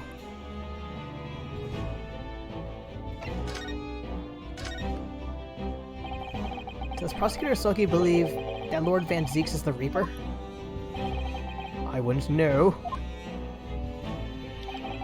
It was 10 years ago, in that fateful closed trial, that Lord Van Zeeks made a name of himself among the judiciary. But the next trial he fought, he lost. It meant the ringleader of a current criminal organization was acquitted, thanks to all the jurors being under duress. That's awful! The man's freedom was short-lived. He lasted just 3 days. Yes, let me see. He died in a rock slide at his place at work, I believe. Wow. Correct. That was at the inauguration of the Reaper of the Bailey. And people believe Lord Van Zeeks was responsible? He was brought to trial himself, but it was shown to have been an accident. So he must have had a solid alibi then. Nevertheless, the mysterious deaths continued. In total, 16 persons perished in unusual circumstances, ostensibly at the hand of the Reaper. That's a long run of coincidences. Well, the Reaper's true identity may well be revealed by this trial. And the impact that revelation would have on the British public cannot be understated. Is that why it's a closed trial? Precisely.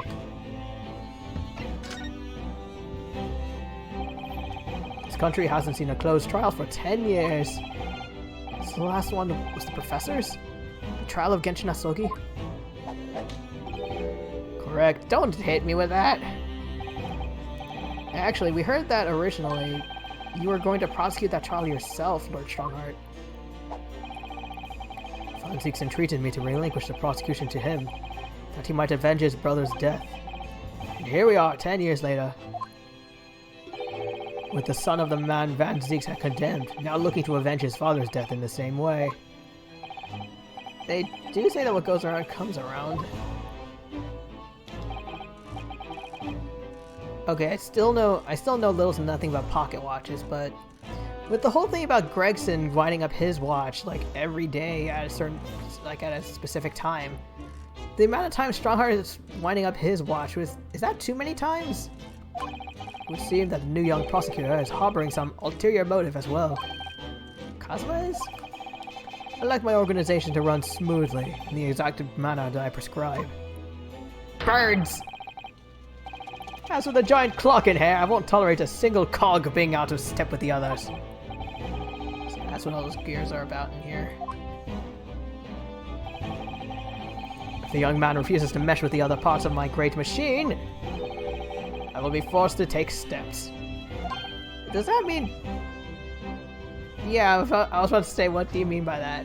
Please don't tell me you mean murder. Not something with which you need concern yourself. In any case, all your questions will be answered tomorrow. Why not now?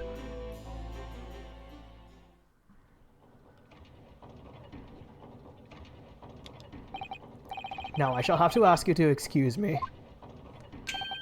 As of this moment, I've been delayed from attending my next meeting by precisely 3 hours. 3 hours?! It is a long time.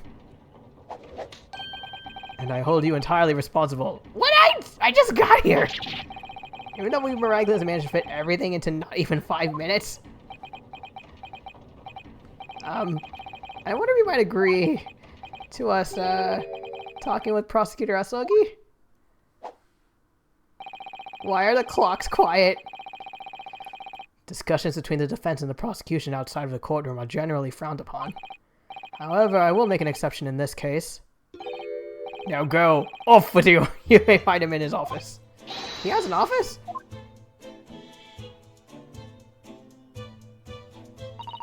Let's go to see him at once. Mr. Naruhodo. Cosmo's my best friend in the world, but I'm really not at all sure I know how to talk to him at the moment. Should I try to find Maria Gori first, or go for him?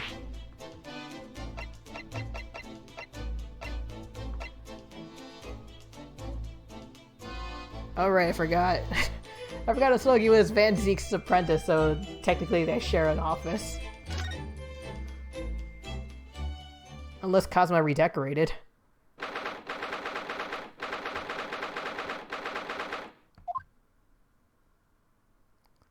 Ooh!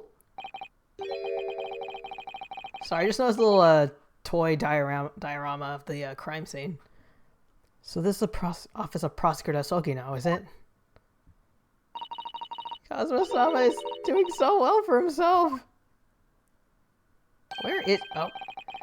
Even though he's always forced to kneel on the floor in that dark corner. It's his habit to sit Seiza style whenever he's working. Oh, hey! Oh god, I just imagine Cosmo going, like, sweet, Van Zeke isn't here! Starts chugging all his wine. Cosmo.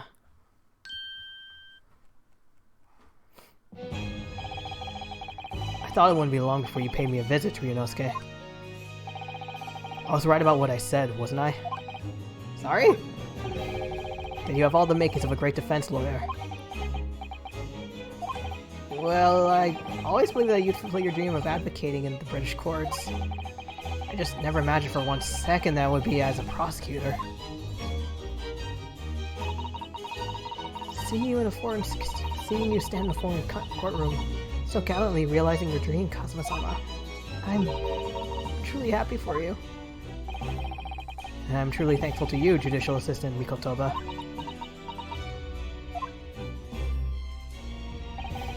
Ryunosuke, I always thought it would be fun for you and I to shake up the British legal system a little together. Tee-hee! Shake, shake, shake! This isn't quite how I envisaged? This isn't quite how I... I'm just gonna... This isn't quite how I saw it, but... I suppose it's just another twist of fate. I've learned a lot of things during my time in London. About how Susato-san's father was himself a visiting student here once, along with Judge Jikoku. And about what happened with your father. And you'll have no difficulty understanding why I had no choice. Why I had to find a way to get into Britain as a visiting student myself. I want to hear it from you, Kazuma. As you wish, Ryunosuke. Naruhodo. Okay, let's talk. It's getting on for a year now. Since what happened on the SS Bordia. You were heading across the oceans from Japan to Great Britain. When a bizarre series of...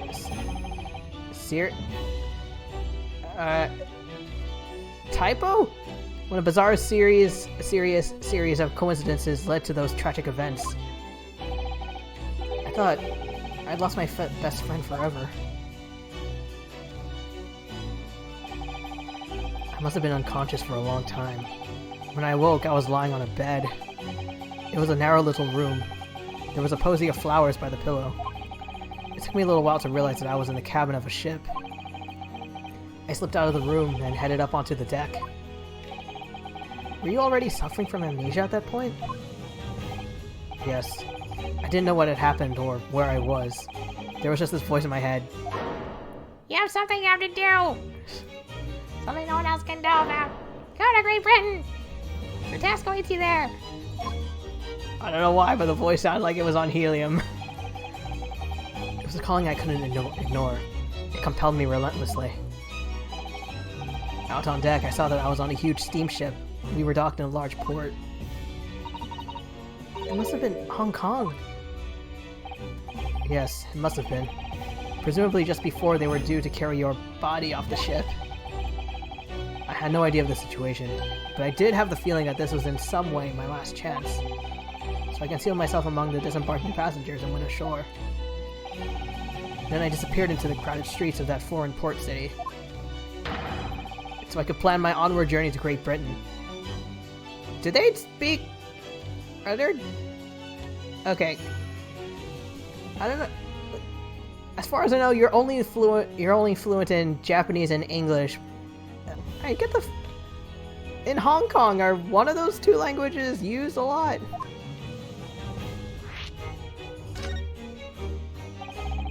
Just under a year ago, with all my past memories lost to me, I was left behind in Hong Kong. Everything was foreign to me. The sights, the sounds, the smells. My head reeled. I was truly at a loss. I realize now that I had escaped as a dead man, with nothing but the clothes on my back. No money, of course. Oh, how terrifying for you. Luckily, though, I had 2 feathers in my cap. One being your knowledge of English, I suppose. That's right. And on the back of that, I was able to pick up some work as a deckhand on a cargo ship. Eventually, after calling at countless ports, I finally arrived at Dover. That must have been some 3 months ago now. Your formidable tenacity of purpose is showing itself again. I mean, the man had lost his memory and had literally nothing to his name. But he still managed to make his way to London on the opposite side of the world. Of course, I had no idea why I'd moved heaven and earth to get here at that point. So, how did you end up becoming Lord Van Zeek's apprentice? That can only be called an extraordinary stroke of luck, really. You see, I was stopped at the border because I had no papers. He took me straight to Scotland Yard. And by sheer coincidence, Lord Strongheart was there to attend a meeting. That's when the second feather in my cap came into play. Would that have been your knowledge of the law? Yes, exactly. I just imagine you arrest a dude who has no identification papers, but then all of a sudden he starts spitting out law details that even you didn't know about, and he just floors everyone with his intelligence. Lord Strongheart was curious about an Easterner with intimate knowledge of British law. He took me back with him to the Supreme Court and assigned me to the prosecutor's office. And then, 9 days ago, you finally got your memory back after the trial involving Drebber. I have your mask, by the way. Do you want it back? Yes, I did. Wrong thing! Ah! Shit! Wrong button.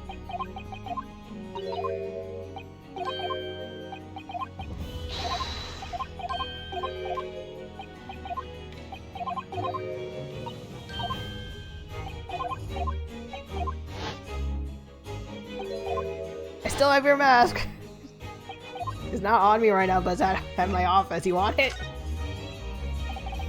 Ever since I first met you at Yume, you talked about your dream. Mark my words, Renosuke. I will be chosen as a visiting student and make my way to Great Britain today. Not somehow, I mean.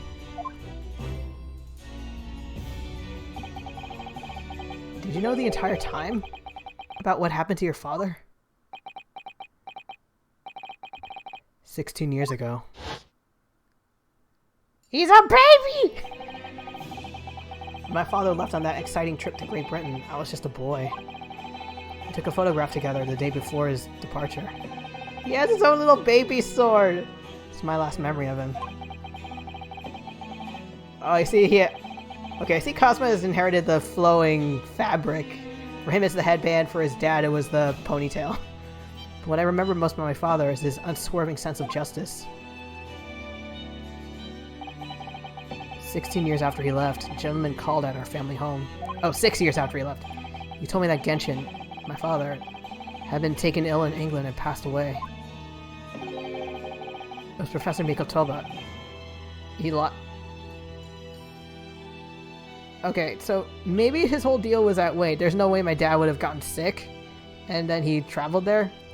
Also, I'm noticing that the earlier image of Cosma in his schoolboy uniform, his hair's gotten longer, which is I think it's a neat touch. Oh my. Ever since then, the professor was very good to me. He even helped me to fund my university education at Yume. I'll be forever in his debt. But nevertheless, I just couldn't bring myself to believe what he told me. Then one day, a letter arrived at our house from Britain. There was no indication of the sender, so I opened it assuming it was from an old acquaintance of my father. What I read in that letter changed my entire life. Do you have it with you? It said that my father had been a mass murderer, and the writer cursed the Asogi name.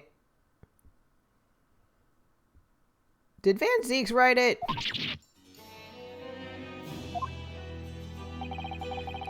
As a result of that letter, I found out what had been hidden from me all those years.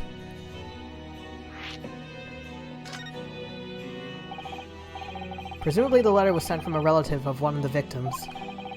If whoever it was had been a member of the judiciary, he could have been present at the closed trial. The letter revealed that my father had been sentenced to death, executed for being a killer. I'm sorry you had to find out that way. I imagine the British government did its very best to silence whoever sent it.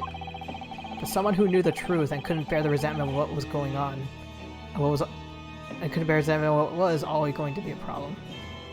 But still, it could have been written by anyone. Why would you believe such a thing? There was a newspaper cutting included with the letter. It was the first I'd ever heard of the professor, and his terrible killing spree. Oh, what did my father have to say about the letter?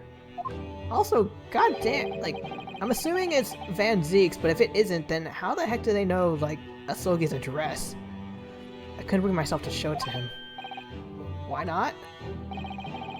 Because he deliberately concealed the truth from me by telling me my father was taken ill. That couldn't have been easy for him, and he'd done it out of consideration for my feelings. So instead, I showed the letter to Judge Jikoku. Why do I get the feeling this could bite us in the ass? To the other visiting student. He faltered for the briefest of moments, but then he just laughed the letter off. I curse your father who's a mass murderer in the Osogi name? Ha ha ha! This is bullshit! But in that moment I saw it on his face. He was undeniably shocked. Shaken momentarily before recovering his poise. A year later, my bereaved mother succumbed to the strain of grief, and she too passed away. Wait, did she... You both read that letter? That's when I made up my mind. That one day, without fail, I would cross the seas to Britain and seek the truth for myself. Truth about my father, Genshin Asogi. And I wouldn't let anyone stand in my way. Kazuma-sama.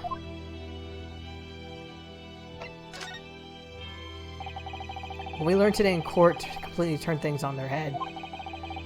It was an impressive piece of lawyering, Inosuke Naruhodo.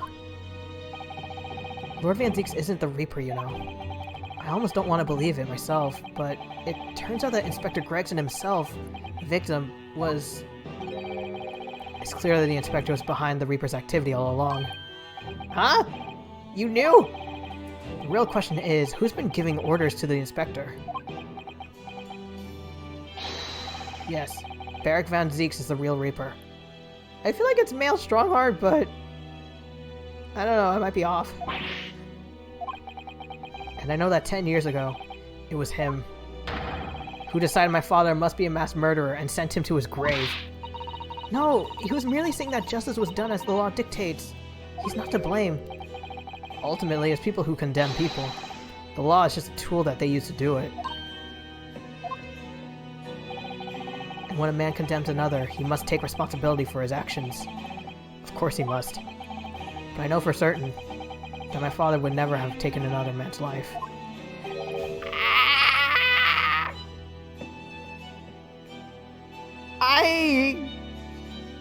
Okay, I have your dad's last will and testament. You're not gonna like it. On the contrary, my father's life was taken by the Reaper.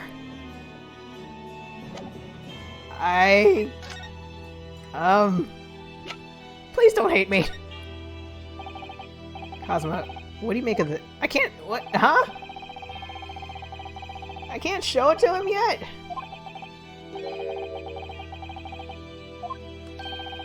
It's from his dad. Fine.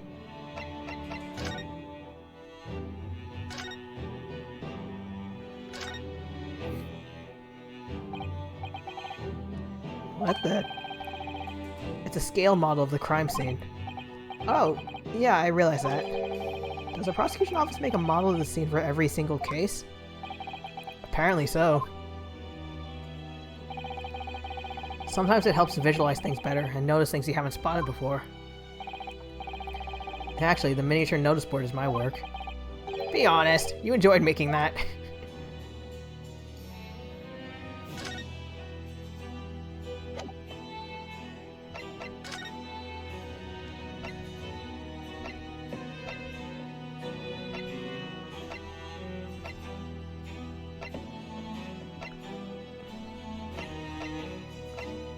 I haven't been here.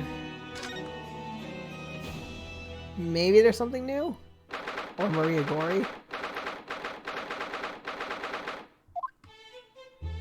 Fuck!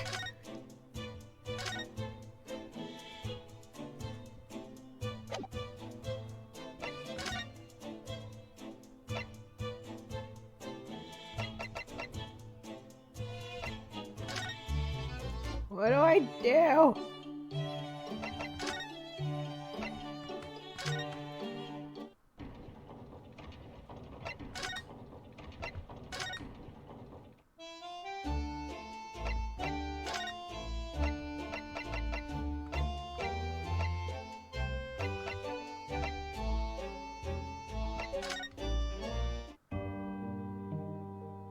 Meh.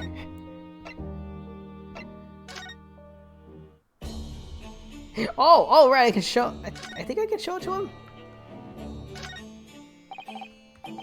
Well, at least he seems beyond the mend. You know, his disguise of Mr. Casa was really quite masterful, wasn't it? I can't remember anything about it except for that floppy lip. I imagine not even his wife would have recognized him. Perhaps. But did he really have to take it quite so far? Damn it! I thought I could show him the paper! Or...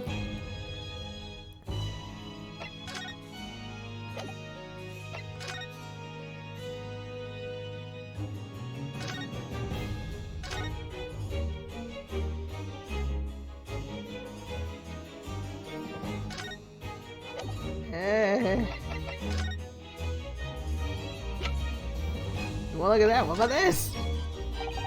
Damn it.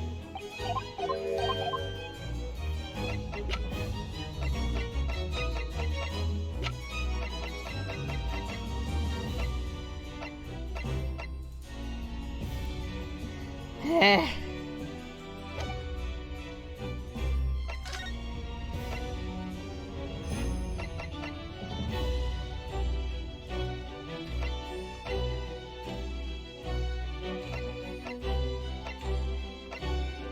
Am I supposed to show them to him?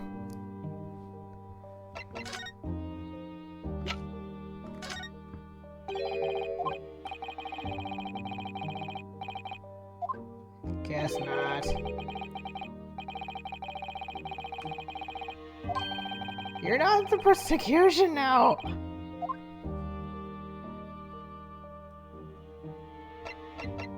Eh.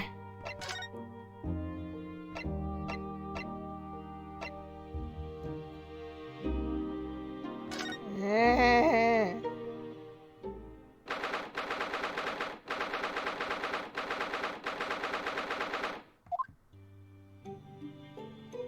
Damn it. I thought something new would happen.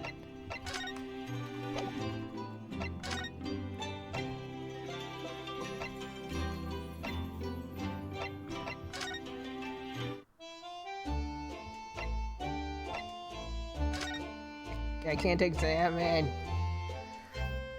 Hold on, let me... Sorry, I'm starting up a web browser so I can see if I can find anything on... Okay, just looking up a spoiler-free guide.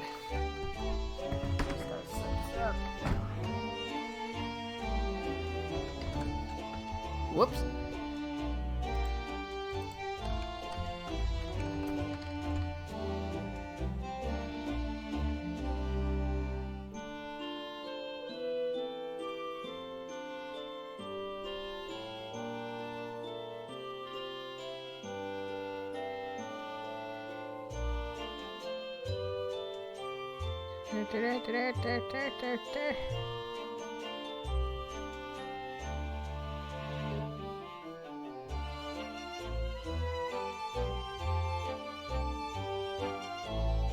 Oh, huh, okay.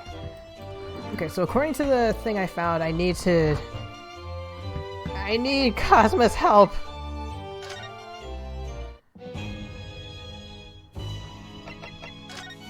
Where can I find Maria Gori? This came up in the trial, didn't it? That's something a little dubious, I mean. The fact that no time of death was recorded on Inspector Gregson's autopsy report. Yes, there were some unexpected turns in the courtroom earlier. The suggestion you came up with earlier took everyone by surprise. The idea that the victim died the previous day at some other location is quite something. Well, considering when the pocket watch had stopped and the scorch marks on the candle, it's certainly a distinct possibility. The evidence and the scene both point to it.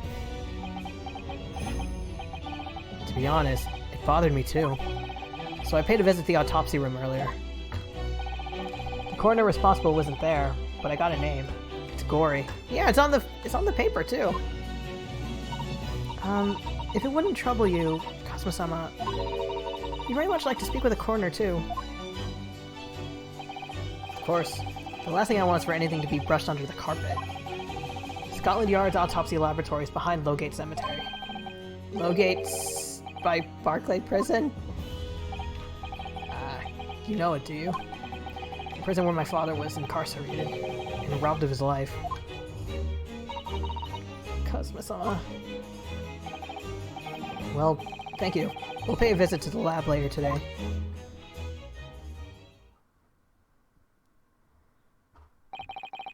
Ryunosuke, I want to thank you. What for? For this. I didn't think he'd actually say that. You safeguarded the soul of the Asoki clan. Well, it is a famous sword that's been in your family for generations. My only slight regret is I never got the chance to draw it before I returned it to you. Karama is said to have been forged by a master swordsmith during the Sengoku Warring States period. I come from a long lineage of warriors, many of whom were expert swordsmen. Well then, you're a chip off the old block. Oh! Sorry, it looked like he's giving it to me. This blade, Karama, is the symbol of the Asoki clan's honor and might. Apparently, one of my father's apprentices even took the blade's name for his surname. Karama. Oh, that person didn't by any chance become a Von Karma, did they? 16 years ago, when my father was a visiting student here in London, he had the sword forever at his side. Which is why it means so much to me that I have it by my side again now, too. And that is all thanks to you. It was an honor.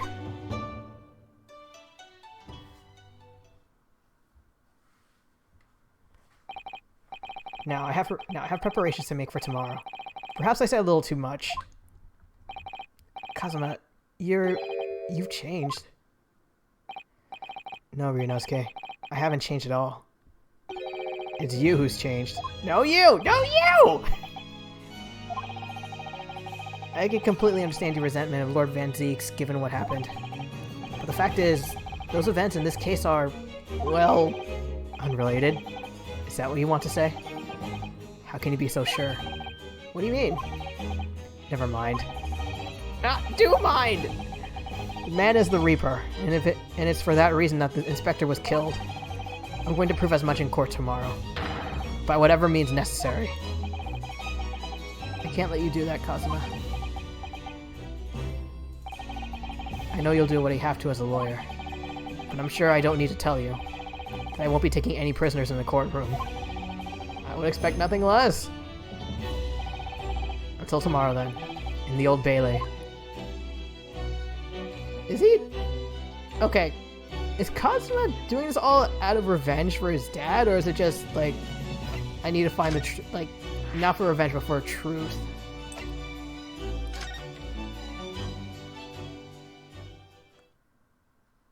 Oh, this place again. And there's toys!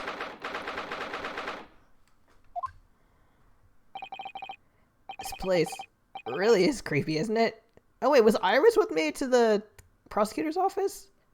I'm surprised she didn't introduce herself. Well, being a dead room, it's probably full of the spirits of the dissected. You're not helping. But actually, there's a rather pleasing scent of roses in the air. Well, being in a dead room, the coroner probably needs a bold scent like that to mask the odor of death. Iris, do you think we could change the subject? No, I love dead people. Oh no. What was that?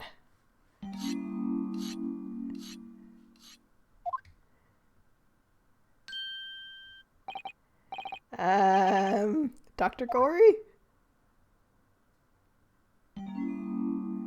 Hello, Governor. What? That noise before. I was sharpening my tools. I'd be dead mate if I didn't keep a perfectly keen edge on them. Right. When following the collagen fibers in the dermis, an expertly sharpened scalpel cuts like cheese. Would you like a demonstration? No! No! No! Iris, she's gonna use you as the test subject. Then, I think you'll do nice. See? No! No, I wouldn't do nicely at all! I mean, maybe some other time. Gee. Was that a tut? Well, we can hear and ask questions, so... Hold on, she's got a mask on, so... I don't know if I can do this properly.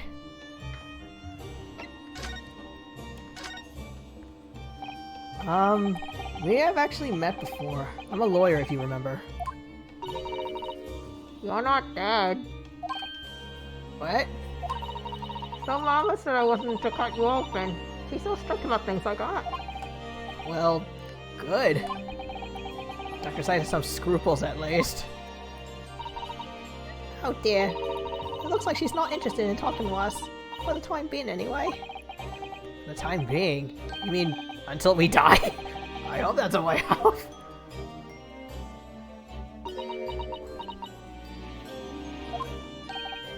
Sorry, but I wasn't planning on dying anytime soon. Gee. Should there's some less drastic way of making her listen. Eh?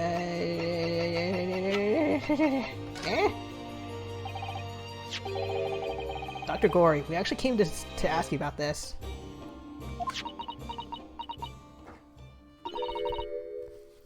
He was very good. Good. Sorry? He skinned and snagged my blade once, and very little miss. His joints dislocated easily, and his muscle tissue was a pleasure to work with. We can skip those details. But there is one thing about the report that caught my attention. You don't seem to have recorded a time of death.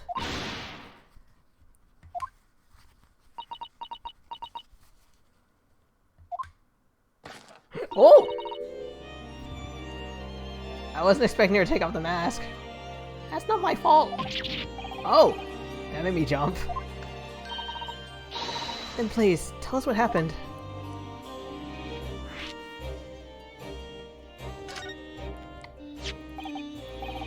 So, why does this autopsy report have the time of death? It's really the most crucial detail. Well, I was told not to write it. by whom? Neil Stronghart, the Lord Chief Justice. He came here. I freaking knew it! I knew he was involved somehow.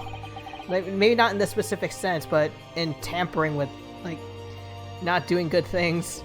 Lord Strongheart? He said that from the witness statements about the gunshot and the other evidence, it was obvious. The man clearly died at 5 p.m. on 1st of November, when the gunshot was heard. But that's not the time of death you wrote on the report. You didn't write anything. Was there some reason you didn't include it?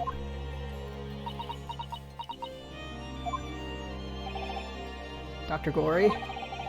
If you're hiding something under Lord Strongheart's instructions. And sooner or later, you're gonna go the same way as your mother. Oh shit! Give it here then. Hmm? Why's she scribbling so furiously? Time of death? Fuck you! There. You've written... What? What'd she write? Indeterminate... Eh?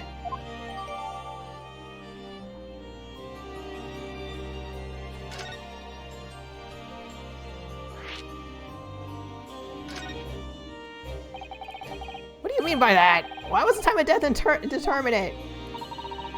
When the specimen was brought in, it was still fresh. So the time of death could have easily coincided with when the gunshot was heard. What? There was one small discrepancy. What discrepancy? There was some fried fish in the pocket of that specimen's overcoat. And that fish had started to rot. What? If the victim liked fried fish, he presumably liked to eat it before it went off. Well, yes. What are you really trying to say? It's possible that someone tried to manipulate the apparent time of death. Manipulate the... Is that even possible? Theoretically, if you were to chill the body in ice, you could delay the onset of putrefaction.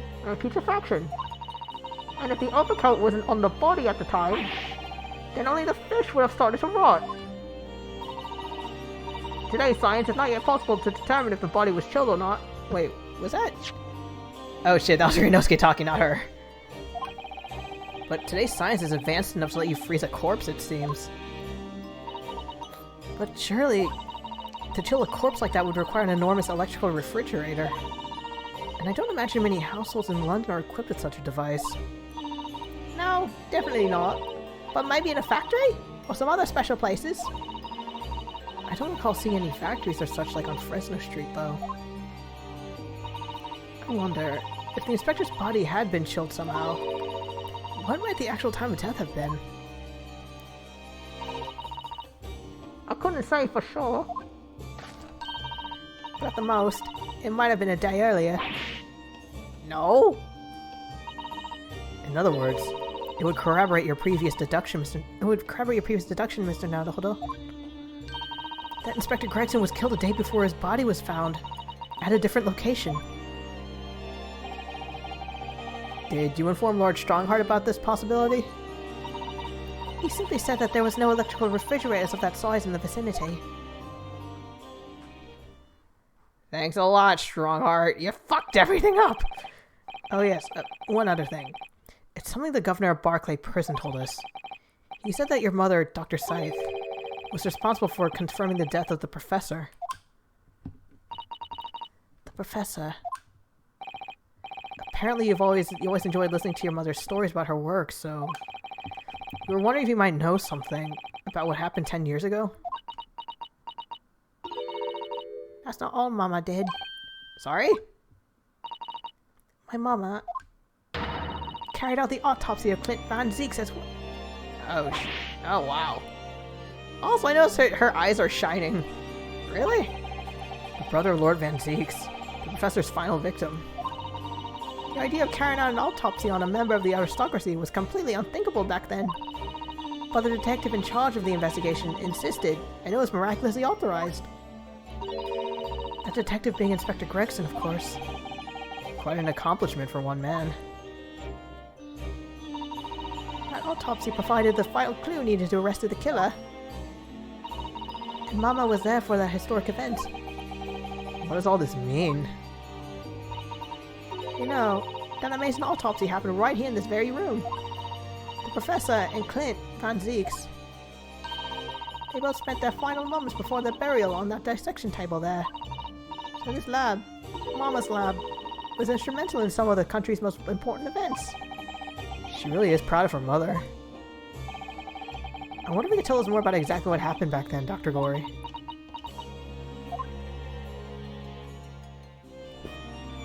Second, I thought she was going to put her mask back on.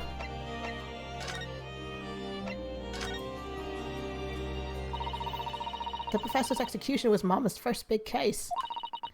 She had to be in attendance at Barclay Prison's execution chamber and signed a certificate to confirm the convict's death. Mama's the best coroner in the world, you know? I was so proud of her. But the execution didn't actually take place. No, and worse still, Mama actually helped with the jailbreak. I didn't want to know. Oh dear. You found out recently, you mean? I believed in her, in Mama, but now I wonder if I'm starting down the same path as her. You mean because you omitted the time of death on his autopsy report? But that's because Lord Strongheart forbade you from doing it. Just like Mama. I'm sure she was coerced by someone too. Yes, that's my feeling as well. There's no doubt that there were powerful forces at play 10 years ago. The execution couldn't have been staged without a lot of people at the prison knowing about it. Obviously, the prison governor must have been on it as well. The big man with the little handcuffs. According to what he told us, he was tricked by the chief warder. He says he knew nothing about it. Oh, it's a... Oh boy, I think I see what's going on here. He did it! No, he did it! No, she did it! She did it! Like, they're all, like, no one wants to take the blame for it. Of course he said that. I'd say the same thing. Just who was behind that jailbreak all those years ago? Everyone! You mentioned the autopsy of Clint Van Zeeks. It was at a time when carrying out autopsies of murder victims was very unusual. It's still not a practice that's observed in our country, even now. Okay, is it just me, or is it whenever Murray or Gory fades back in, there's a brief glimpse you can see her eyebrows? It turns out he was the professor's final victim, and when the autopsy was performed, Mama was present, although only as the secondary assistant. The person leading the procedure was called Dr. John...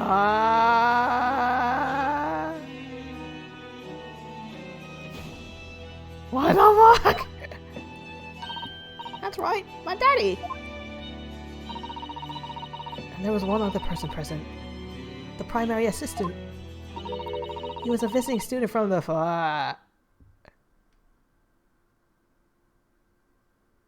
Mikotoba? Chikoku? Wait, a visiting student? It must have been my father, Eugene Mikotoba. I had no idea Miss Professor Mikotoba was involved. But the outcome of that historic autopsy... That's a new look. Was the discovery of a vital piece of evidence that led to the capture of the professor. So that's how they came to identify Genshin Asogi. Do you happen to know anything about that piece of evidence? Can you tell us any more? No. Would you like to see the records for yourself? What? Would that be alright? What's the point of keeping records if people can't look at them? They're filed under V at the back of those cupboards, with the other records of the last decade. Thank you! Arigato! Let's see. Van Zeeks.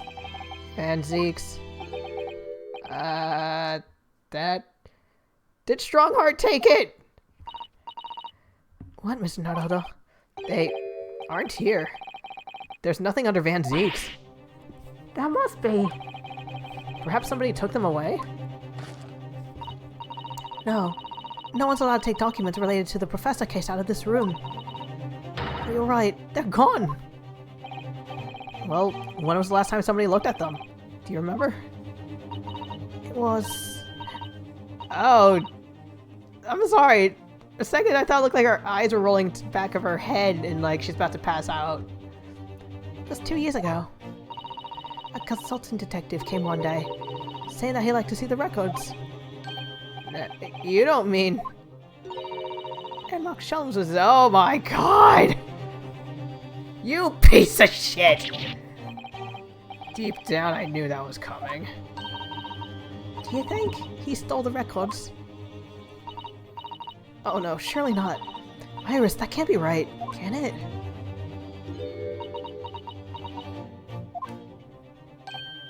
Iris?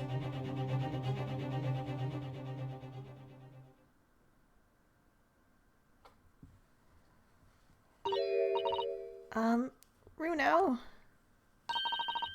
I hope you don't mind, but... What is it, Iris? She knows! I've just remembered something very important I have to do. I'm gonna have to leave you now. She's gonna find the papers and burn them. This is very sudden, Iris. Well, we'll come with you then. Oh, no. There's no need. You and Reno can take your time here. Bye for now then. Good luck. Don't follow me. Wait a minute, little girl. Me? I remember now. You've been here before, haven't you? Oh, snap. Have you? Yes, 2 years ago, when that detective came. You were with him, weren't you? You were a living specimen then, too. That's the way it usually works. Was I? I really don't remember. Anyway, sorry, but I must dash. Wait, Iris! I'll brew up a pot for you when you get home. What's the matter with her? She's behaving really strangely all of a sudden.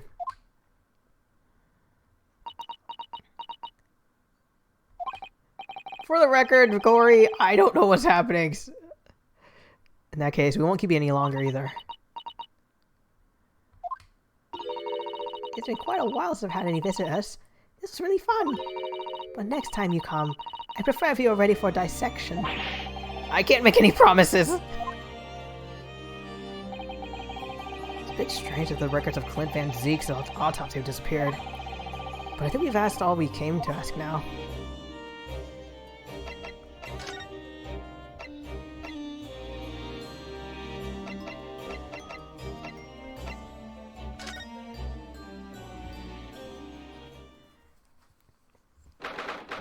Was that case always there?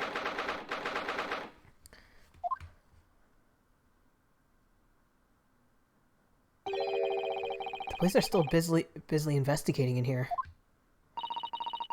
But Gina's nowhere to be seen. Where is she? It has been blissfully quiet, hasn't it? Perhaps she's out investigating on her own. Practicing what her boss taught her. Maybe she took Toby out for a walk. Well, I expect she'll be back before long. Shall we wait? Actually... there's something different about this room since the last time we were here. Hey, TVFG! Hope you're doing well tonight. How you doing? I'm going a lot later than I usually am. I'll wait until the next to be continued pops up. But so far, if big spoilers for Ace Attorney Chronicles are happening. You can always use the time to investigate more thoroughly. Speaking of, what is this? This little trunk wasn't here before, was it? Oh, it appears to be made of metal. It must be very heavy. Oh, no, don't worry about it. People over since like 20 minutes. Ooh, party! I wonder to whom it belongs. Also, if you're... I don't know what... Depending on the time zones, please don't push yourself if it's really late. Tobias Gregson. Let's ask one of the policemen to know how it came here. Oi! What do you think you're doing? Gina! That's my trunk, that is! Hands off! Gina? It's still three people. It's still... I guess I could still count as a party. Where were you hiding? I don't know. You leave something unattended for a few seconds and every Tom, Dick, and Harry's got its greedy eyes on it. Just a wild guess, Gina, but, what? Spit it out, Otto. Is it fair to say that you've only owned that trunk since this morning? Whoa! What are you trying to say? Also, apologies for the accents. I can't do them very well. Come on, this trunk goes with me everywhere. Always has. Where have you been since last year? Trying not to incur your wrath, mainly.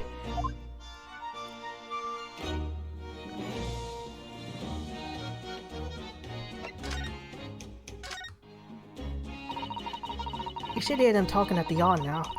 They should be ashamed of themselves. They're saying that it was the boss who killed all them bludgers. You mean the whole Reaper thing? Yeah. Apparently the boss was investigating stuff that no one else at the yard knew nothing about. Stuff to do with all them criminals who got off scot-free. Yeah, the ones prosecuted by Lord Van Zeeks. Well then, obviously, it was our blooming Reaper giving the orders, wasn't it? Why would people be suspecting Inspector Gregson? There was a notebook in his office. Oh no. It details about all the crimes that have been pegged as the Reaper's work. What? No, did you see it, Gina? Did you see that notebook? They wouldn't flaming let me, cause I'm just an apprentice apparently. It was me who found it, and he was my boss. That's right. I was pretty miffed about it, so I'll sneak a peek at what was said anyway. Oh, that's our Gina.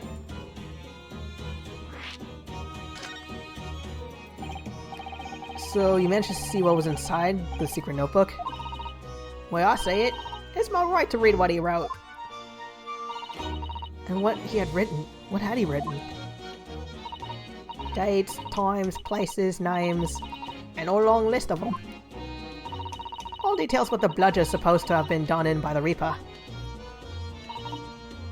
But there could be an explanation for that. Perhaps it was a record of the inspector's investigations.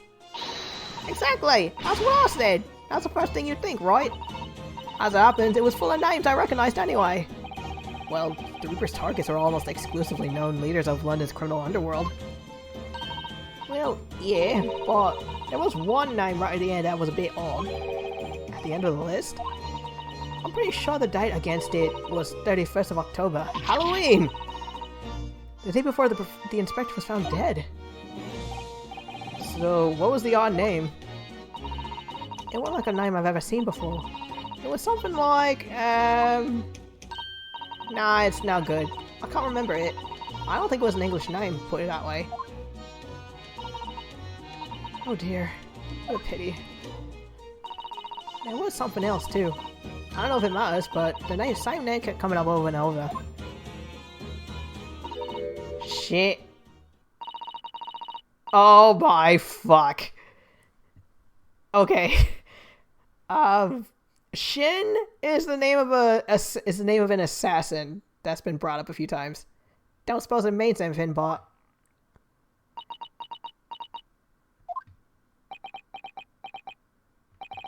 Did you say Shin? it what? Does it mean something? Lord Van Zeeks knew the name too. He mentioned her as well. The woman who actually did the deeds. And now we find out her name appeared in the Gregson's secret notebook. Yeah, the assassin character, the last name Shin, her name is Asa Shin. A-S-A space S-H-I-N-N. We haven't seen you for a little while, have we, Gina? Of course not. I've been busy, ain't I? Investigating and all that. The lads at the yard are trying to trace the boss's movements the day before it happened. The day before? That would be the undercover investigation into Red-Headed League. Only the boss didn't go, did he? Found some cove that was pretending to be him. Not slick. Yeah, not a very slick nickname.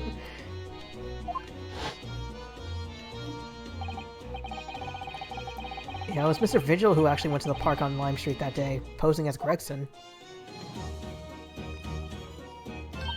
Well, anyway, you ain't the only one turning stuff up. I've got my own ways of getting results.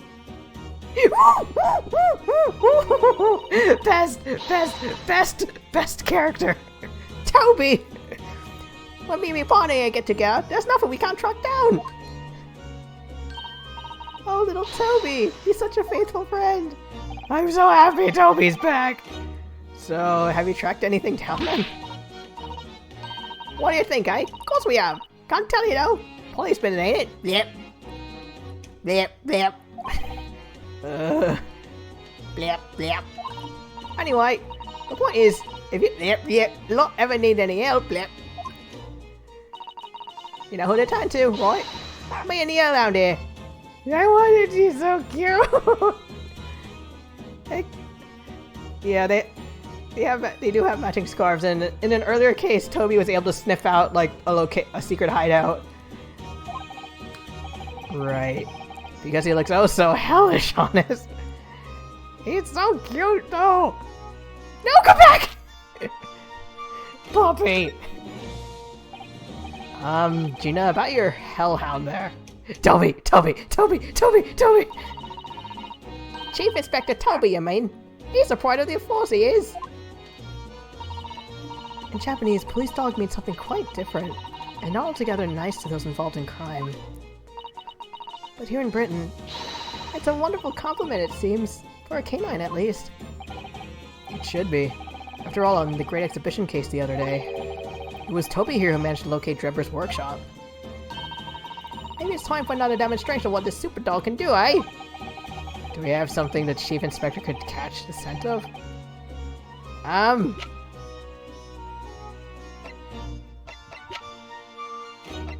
Crap, I don't know.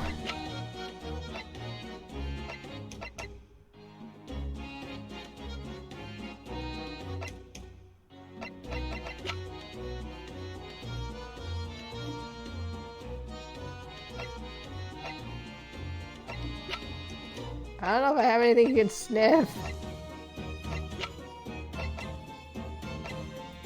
Eh? I don't know. Take that! Well, Chief Inspector Toby, if you wouldn't mind having a sniff of this. I'm guessing I have no clue. Toby!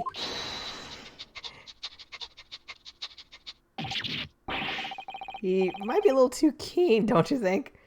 I love this pose. It's like she's holding him as a gun. Or it's like, oh no, Toby's about to fight! Whoa! That's new! Chief Inspector made short work of Gina there. Look what he's gone to. Oh my, that trunk clearly has a very strong scent. Of Inspector Gregson. In other words, it must have belonged to him.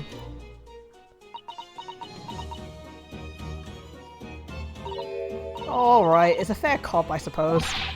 And he nearly got away with it, too. You always talk so proudly of Chief Inspector Toby's nose and what it can achieve. Did it not cross your mind that he might identify something that was right next to us? Did I do the right thing? Yeah, that was a bit of a bloomer, wasn't it? That's enough now, then.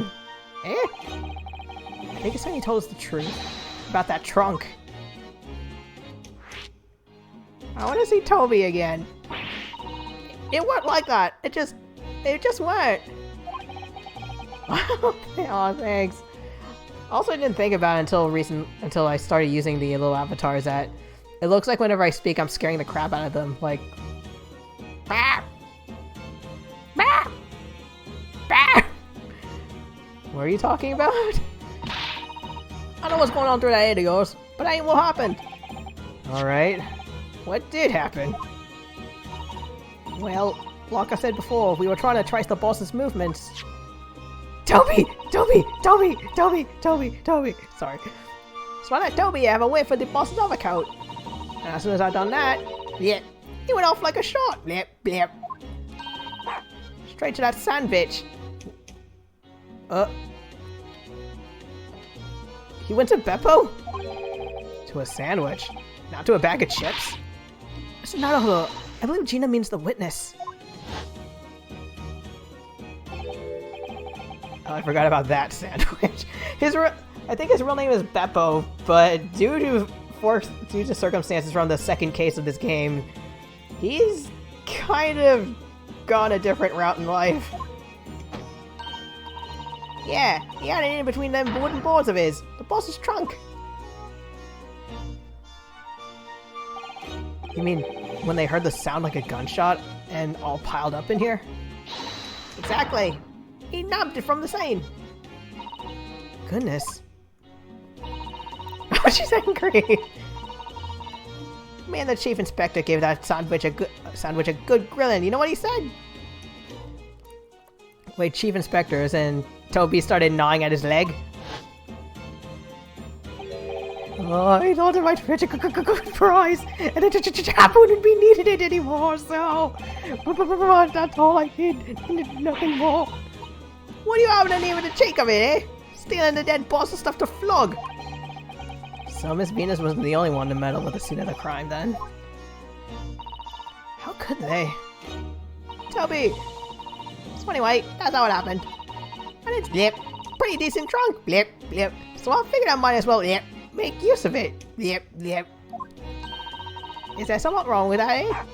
Well, she's angry.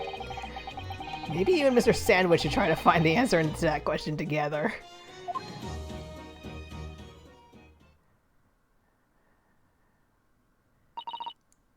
I think perhaps that trunk should be turned over to the police, don't you? What are you on about? I am the police! Give that to the police! I am the police! Gina, if you wouldn't mind, can we maybe examine it? Yeah, alright then. Do what you want with it. Thank you. We shall make a detailed record of our examination of the evidence.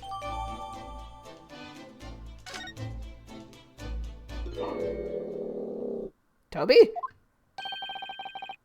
What? Toby, are you okay? Uh-oh. Why is he acting so aggressively toward me all of a sudden? Mr. Naruto, be careful. Must be the trunk. Ah! Ah! Oh! I wasn't expecting a jump scare by Puppy.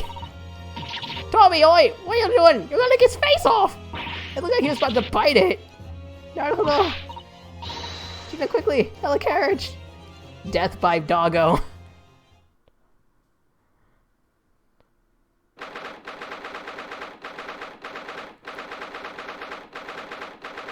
Also, what is... Okay, something in the trunk that would piss off a dog? Food?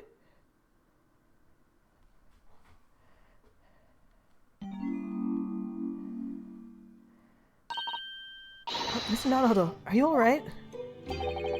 Miss Susato?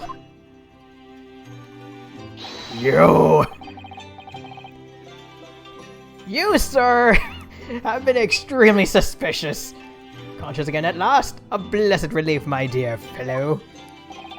After all, to drop dead after a moderate licking by a small terrier, most unseemly. I didn't see a tongue in there. I thought the dog was about to bite. Death by Susato. What is or isn't seemly isn't relevant here, Mr. Sholmes.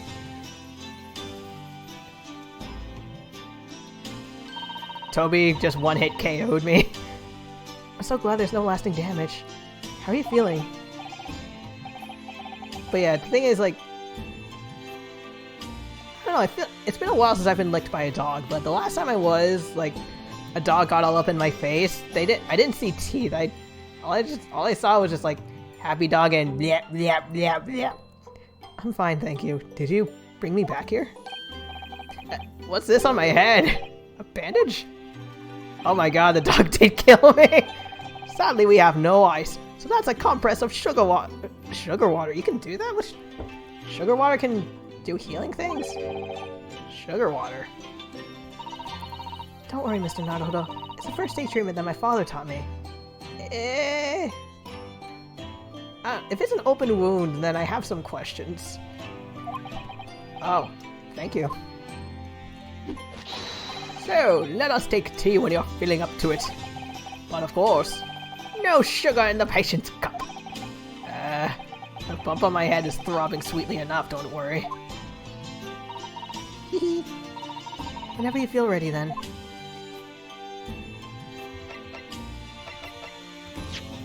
need to look at this. Whoa. Have you seen this huge gash across the side of the trunk? It's gone right through the leather and into the metal behind. Gosh, for a metal chest like this to have been so badly damaged, whoever made the gash must have struck the side of the trunk with considerable force. I wonder how it happened. Open it!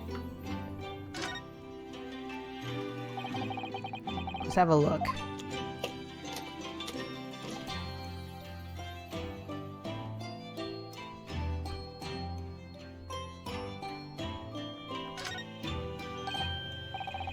There's something inside. Ooh, let's see. It appears to be a passport, authorizing him to travel overseas. Is Inspector Gregson about to go on a trip abroad? Didn't Gregson say in an earlier case that he had plans to travel to France or something? Perhaps the date of departure might tell us something. That was... What is it? Just one day before the incident. Really? Gregson went to France the day before his body was discovered. Anything else in here?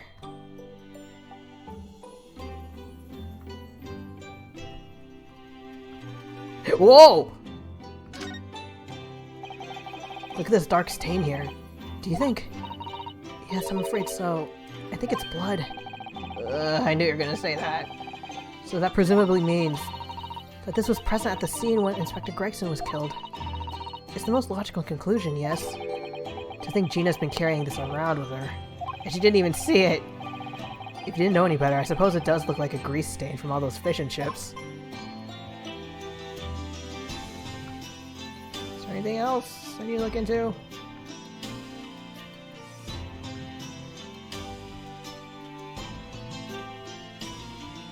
I want to look at the rest. I want to see what's with these bottles, but the game won't let me.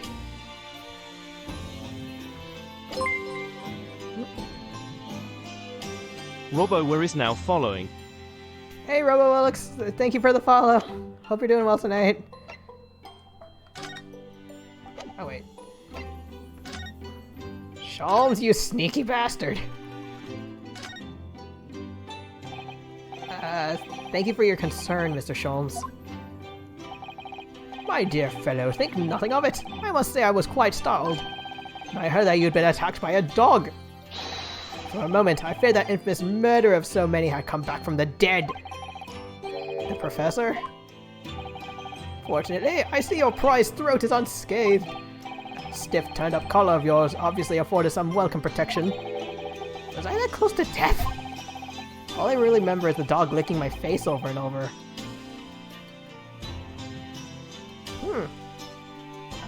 I don't know if there's... Sorry, it's just, I remember a while back there was a myth I saw on Mythbusters and they did a segment of if running through water can throw a dog sniffing your trail, if it could throw them off, and turns out it didn't. And when the dog found the one of the Mythbusters hosts, it started licking his face. So I'm wondering if that was what happened here. Like if Toby found the source of the smell, it's like, quick, lick it. Well, if you wish to avoid such troubles in the future, a little mustard spread on the cheeks should do the trick. I should think that would balance the sweetness of your bandage rather splendidly. Thanks.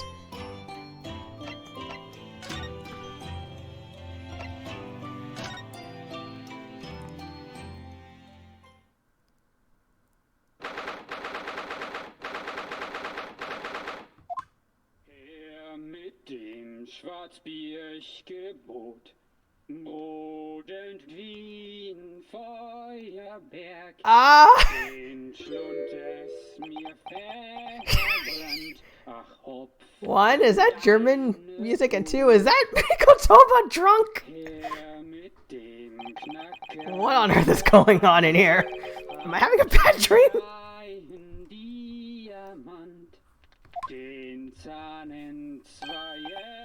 Oh no, it's no German folk song. Rather fine rendition, I think. I meant the guy on the couch. Exactly, that's the least of my concerns. Iris? Oh my god, the trunk is open. Iris, what's the matter?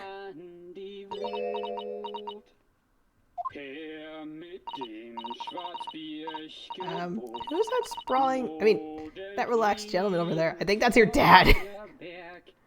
0 to 100, dude. Iris? Is she even listening? Excuse me, sir. I do apologize for troubling you whilst you are singing so merrily. That's him? His mouth isn't even moving. I thought it was a radio.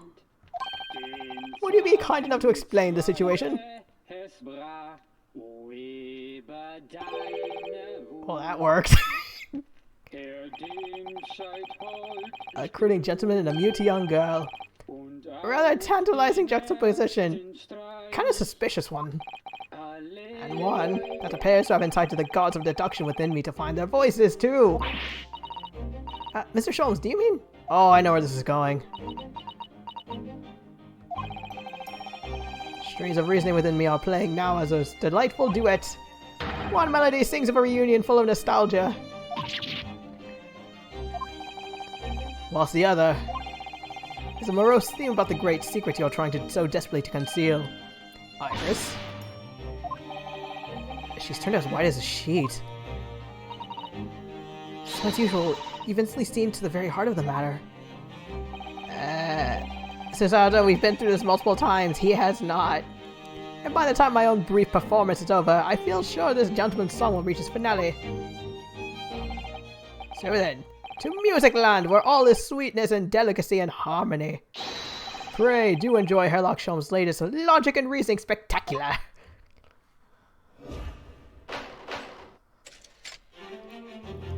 My throat's starting to feel a little sore from all the talking, so I may, or I don't know, but then I'll do the reading. Gentleman's nationality. He's German with no grasp of the English language. I don't know, I feel like I recognize that hat from Mikotoba.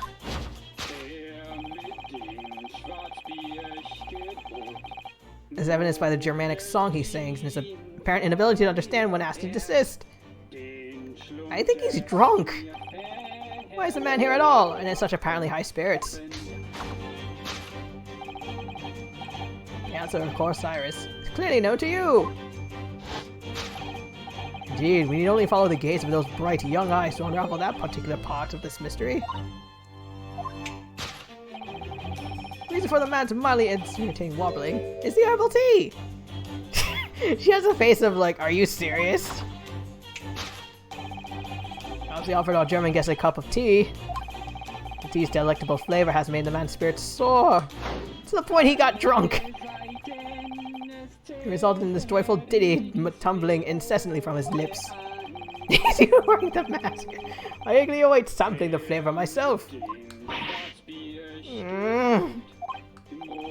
Now to the next question. Who exactly is this gentleman availing himself so thoroughly of the settee?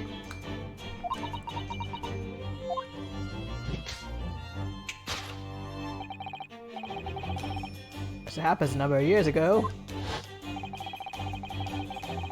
Phantom of the Opera is certain gentlemen of Germanic origin engaged my services in solving a particularly delicate case. He required the retrieval of letters once sent to an acquaintance that might have proved problematic. In order to conceal his noble identity, he also arrived at my office in a mask! Doofus, do you not recognize where that mask is from? The gentleman's name was Wilhelm Gottschalk Sigismund von Ormstein.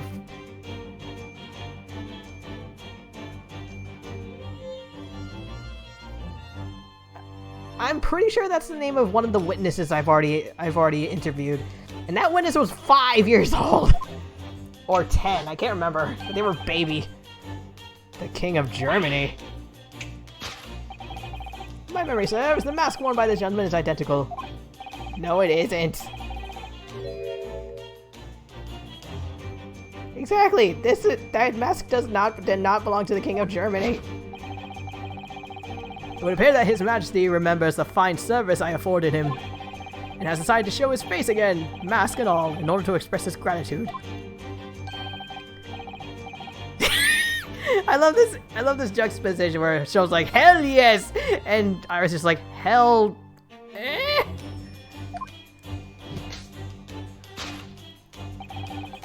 So the identity of this masked visitor is in fact my former client, the King of Germany.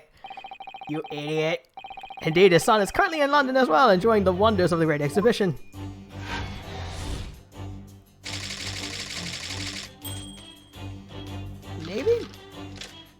Maybe way back when, but not in this.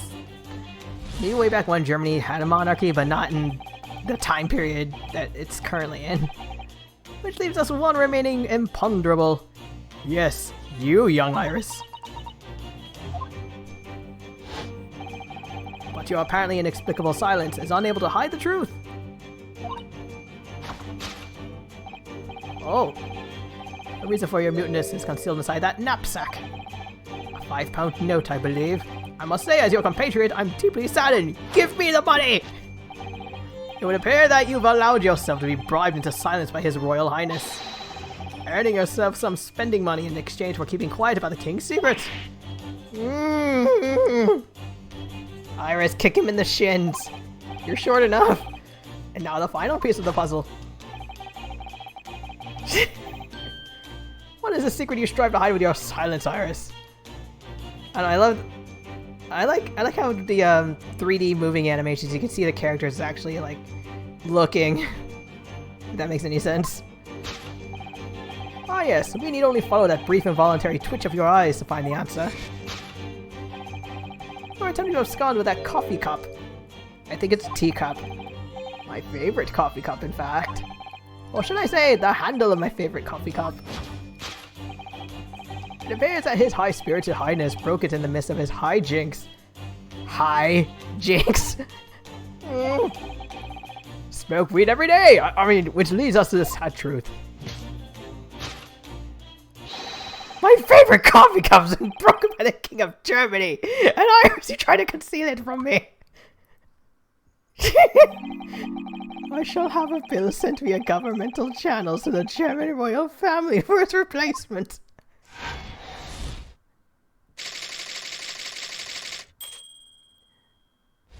Sherlock, you dingus! Thus concludes Sherlock Holmes' great deduction of this painful puzzle. Okay, his little deductions, they always end with him being happy, but that one, him being sad, is kind of hilarious.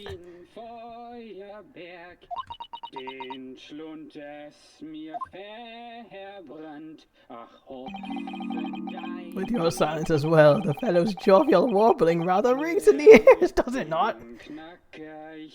I wonder if the original, like, I wonder if they got one of the Japanese VAs was able to sing in fluent German, or since this is the English version, they had a English person who was fluent in German.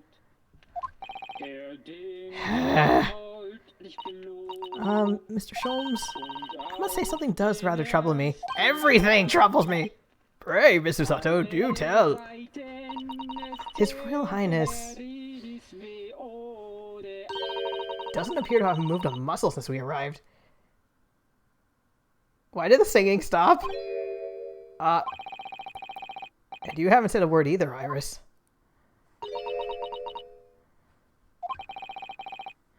If Mr. Sholmes has it all right, you might as well own up to it now.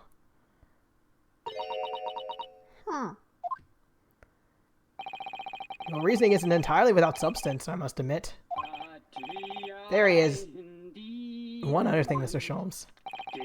Yet another grievance, Mr. Naruto. Surely not.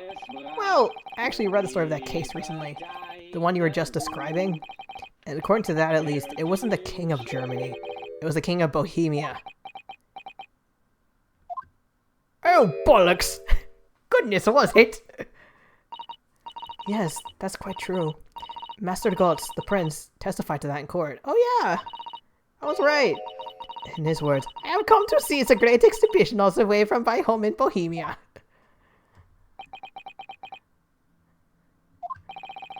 I would ask you to keep that minor error to yourselves. It could easily become quite a scandal. I believe, Mr. Naruto. Then it's our turn now to make some corrections to a number of minor errors that may have slipped in. Even Mr. Shulms is willing to admit he might be slightly wide of the mark this time. She's ignoring everyone. Those clear that Iris is definitely hiding something. We need to find out the truth behind this mysterious scene. But one truth is incontrovertible. My favorite coffee cup is no more. So, shall we embark again? Some of this I might not read aloud since it's a repeat. And my throat. Ooh.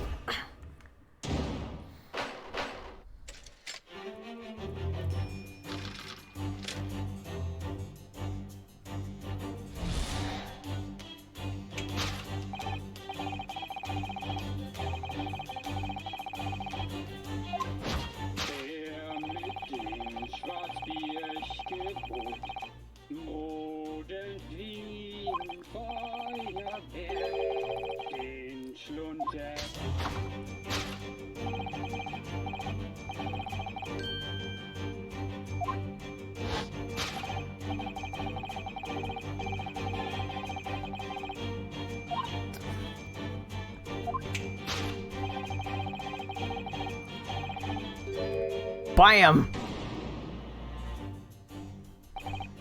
So what, is some mix of herbs that gives you the urge to sing? Goodness, I should like to try some. It's alcohol! And I'd like to hear you singing, but this man... How long does he intend to keep up with that tune, do you suppose? The fact that dude's mouth isn't moving, I still feel like... I saw a little phonograph in the background, so it's either that... It's either a little vinyl record playing on that, or it is the dude singing. As I said, he's been stock still the entire time. And if you look closely... Thank you! His lips aren't moving either. So I'm not sure what's actually responsible for the spirited singing. I suspect the answer lies at the end of Iris's gaze. She's looking at something.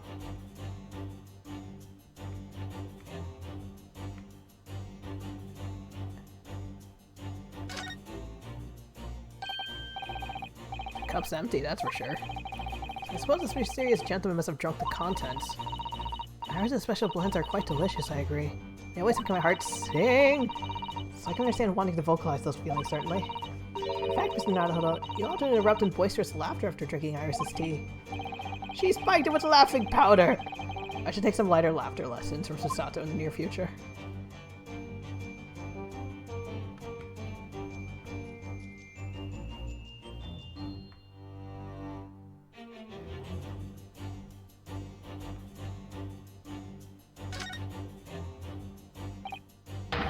We know this mask!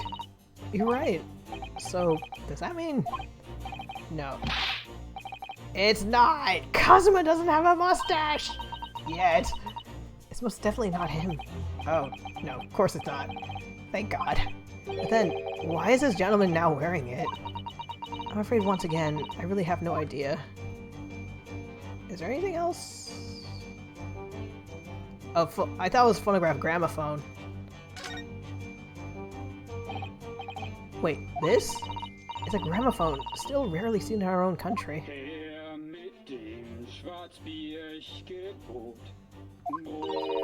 Sound certainly appears to be coming from the horn.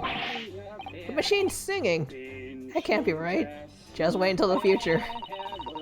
Science and technology are changing the world rapidly, Mr. Naruhodo. What's right is changing too. It's too much for my brain. Well, at least we found our answer. Take that!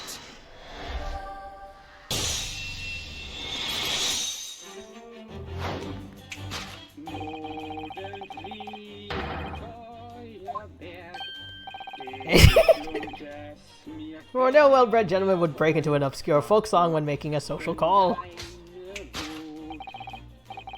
In other words, this gentleman isn't singing at all. In fact, he's dead! It would appear that the fellow is unconscious.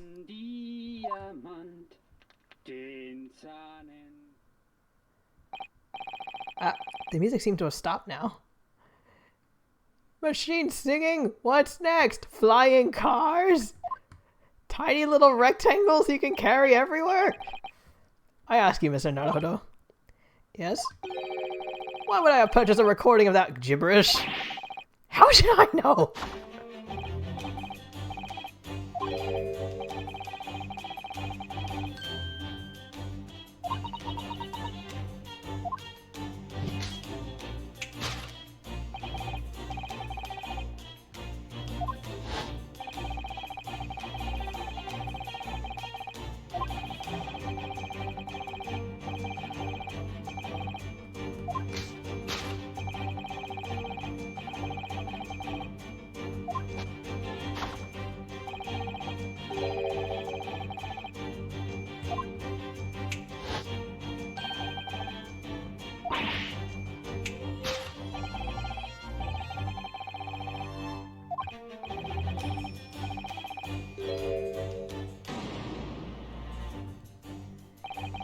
Although we've already established that it was actually the King of Bohemia, it seems Mr. Sholmes intends to persist with this Germany theory.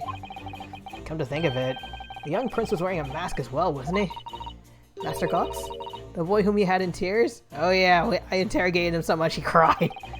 Don't remind me, or anyone else. Do you suppose all members of the aristocracy of mainland Europe wear masks? I'm sure they do.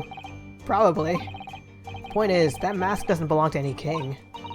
No, that's right. As we well know. Because we can identify the true owner of this mask. I know. Take that!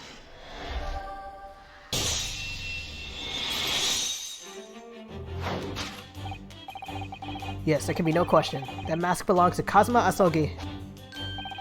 In other words, my memory is sublimely unreliable. For once, we agree! Only you could try and make that sound positive. Kazuma's mask has been languishing on this metal chest for several days. Though that doesn't explain why the gentleman is wearing it now. But it is now a simple matter to determine our guest's true identity.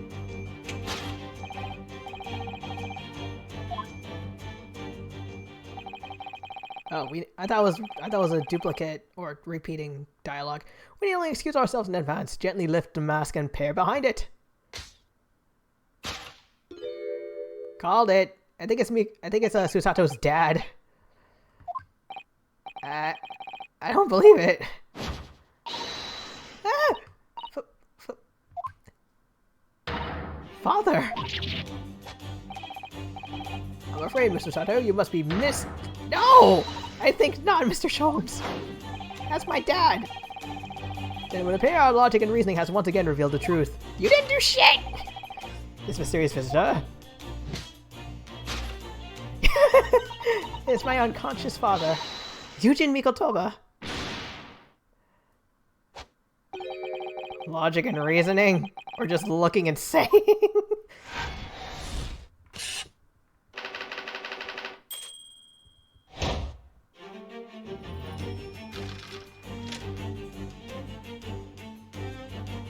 That's my dad! Well, yes, but no.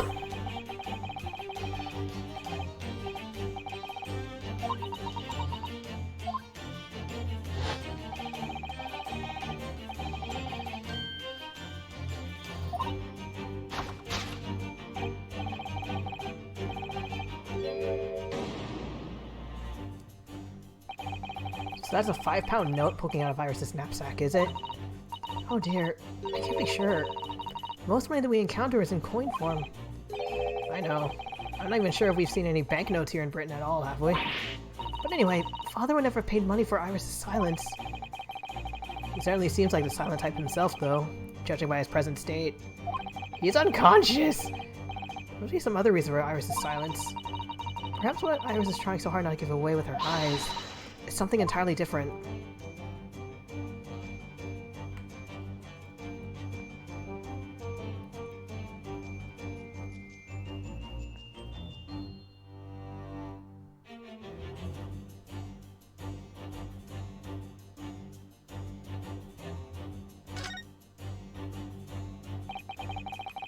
I think about it. Iris always wears that little bag on her back, doesn't she?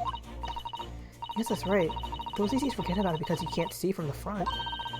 There are 2 little felt dolls attached to it as well. Are there? I have no idea.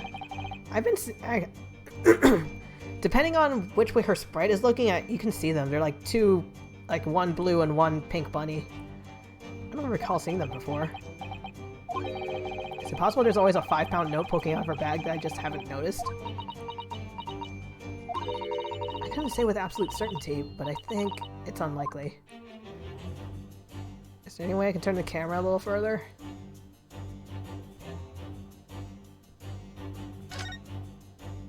This metal chest? It contains important documents, doesn't it? Yes, details of all the cases Mr. Sholmes has worked on over the years. Written up by Iris's father, if I'm remembering correctly. And it's open! Iris insists that the chest is locked at all times. She's never once shown me inside. Well, its contents are invaluable to her, I suppose. And entirely irreplaceable. But look at it now. The catch is unlocked for once. That's hard to ignore. scary. I've never seen that chest unlocked before, and all the time we've been staying here at Baker Street. Take that!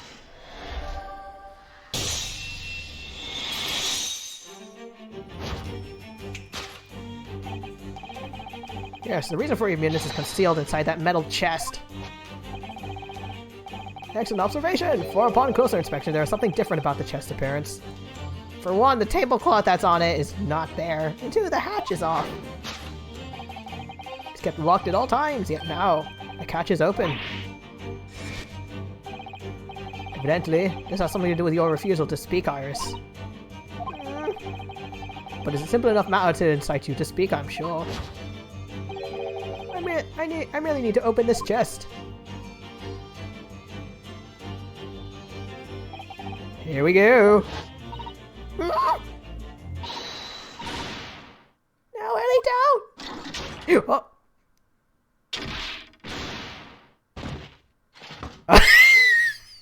Not what I was expecting.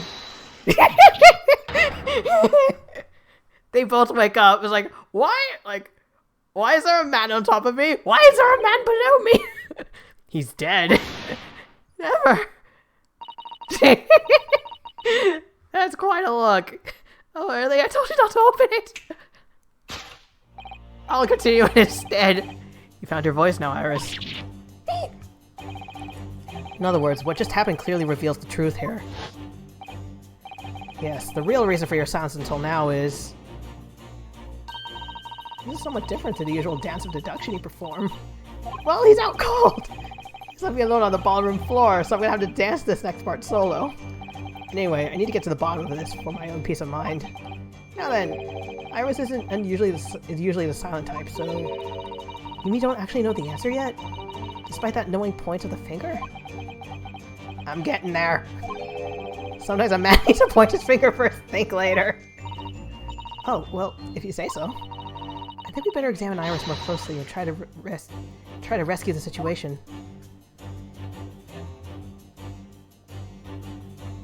Oh!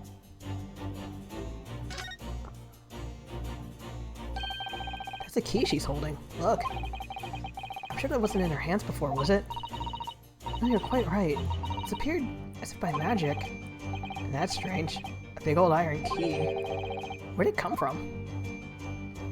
Take that!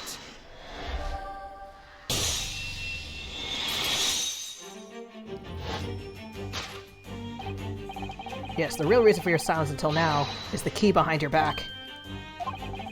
Mr. Schultz was thrown into the air before.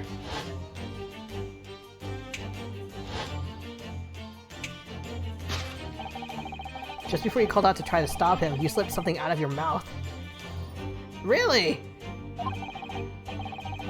That something is the key now in your hands. No doubt the key to the chest. You're so clever, Runo! So now it becomes clear. Thanks to Mr. Sholmes' graphic demonstration, you can well imagine what happened here. What? Professor Mikotoba also opened that metal chest, only to be punched into the air. I'm sorry, it just looks funny!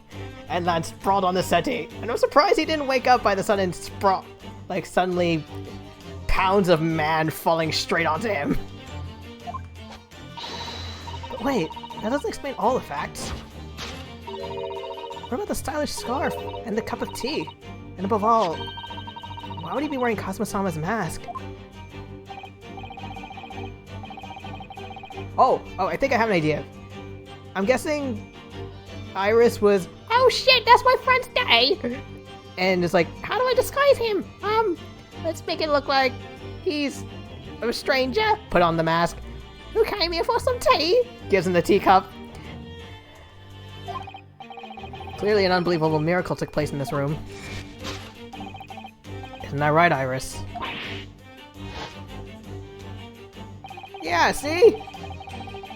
Consider how the room was arranged before this whole painful experience took place.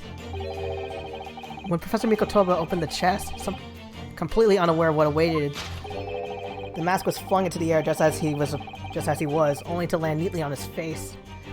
Okay, I was kinda on point, but I thought I was like Iris intentionally planted it all there, not it all happened by accident. And the teacup's journey through the air ended when it caught on the unconscious professor's finger. You mean to say that the stylish scarf is actually just a tablecloth?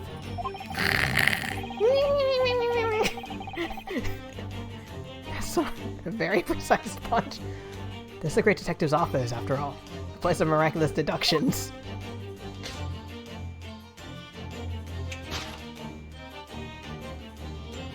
Blam! Would you expect anything less?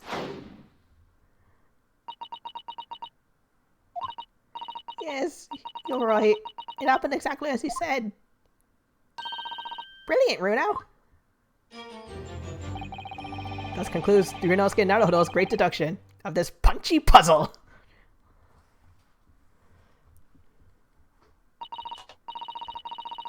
So then, why don't I make a fresh pot of tea for us all? Objection! Hey! Holy crap, he's awake! An admirable performance, Mr. Naruhodo. But in the final act of the show there, you rather missed everything of importance. Mr. Sholmes? If you would cast your mind back to my earlier deduction... Iris, clearly you're hiding a great secret. She is? From the look on her face... Mr. Sholmes must be right. Whatever that great secret is, the cat isn't out of the bag yet.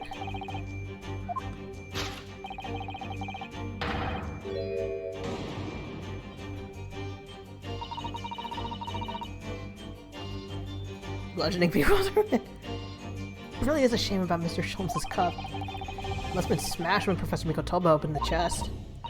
Oh dear, so many things seem to have been broken here. But now the deduction has taken a different direction. Iris doesn't seem to be trying to hide the broken cup anymore. In other words, her great secret is something else. Let's put our observational skills to work here.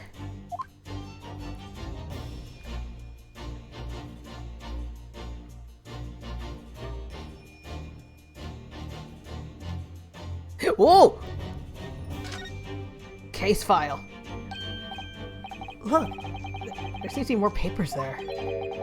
Is Iris trying to hide them underneath the tray? The insignia, Mr. Naruhodo. It's an official Scotland Yard document. What? Why would Iris have... You must ask her. An official Scotland Yard document. You little sneak! Take that!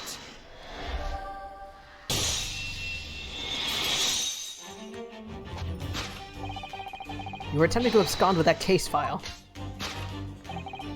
Iris, as you know very well, nothing escapes the attention of a great detective. Why were you focused on the coffee cup then? Oh no.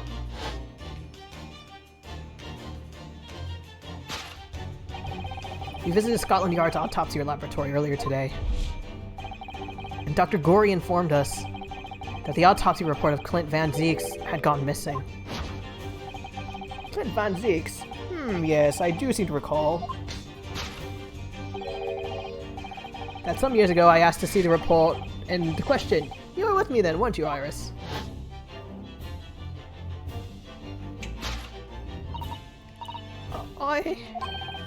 You mean, it was you? So those papers you have there are... I'm sorry.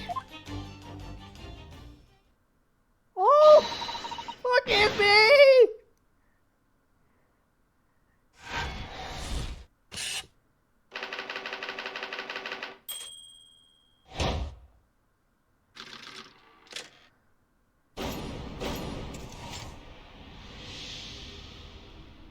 Mr. Sholmes, why are there so many spotlights in your house? Why aren't there more spotlights in the house? In truth, I would like to have thought I could have predicted the booby-trapped chest, but it caught me completely off guard. I require more spotlights. Caught me completely off guard. I was very nearly the late consulting Detective Herlock Sholmes. I'm sorry, Ellie. So you mean this autopsy report really is? Yeah, I took it from the lab, even though I knew it was very important. Why? Was there something in it that troubled you, Iris? Not exactly something that troubled me. Something I'd been looking for. When I saw this report, when I saw the writing in it, I knew it was Daddy's. Oh, it had your father's handwriting? High stuff from a guy who solved it 2 cases. The writing. Your father's writing? What do you really mean?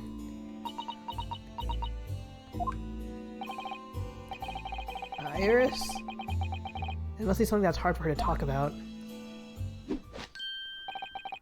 Forgive me for interrupting, my dear fellows. Mr. Sholmes, what now? Oh shit, is he waking up? I feel as though the poor unconscious gentleman on the set he has been somewhat forgotten. Ah, Father! Perhaps we should find our guest somewhere more peaceful to rest. Mr. Naruto. Yes? Carry him! Would you be so kind as to lend him your bed?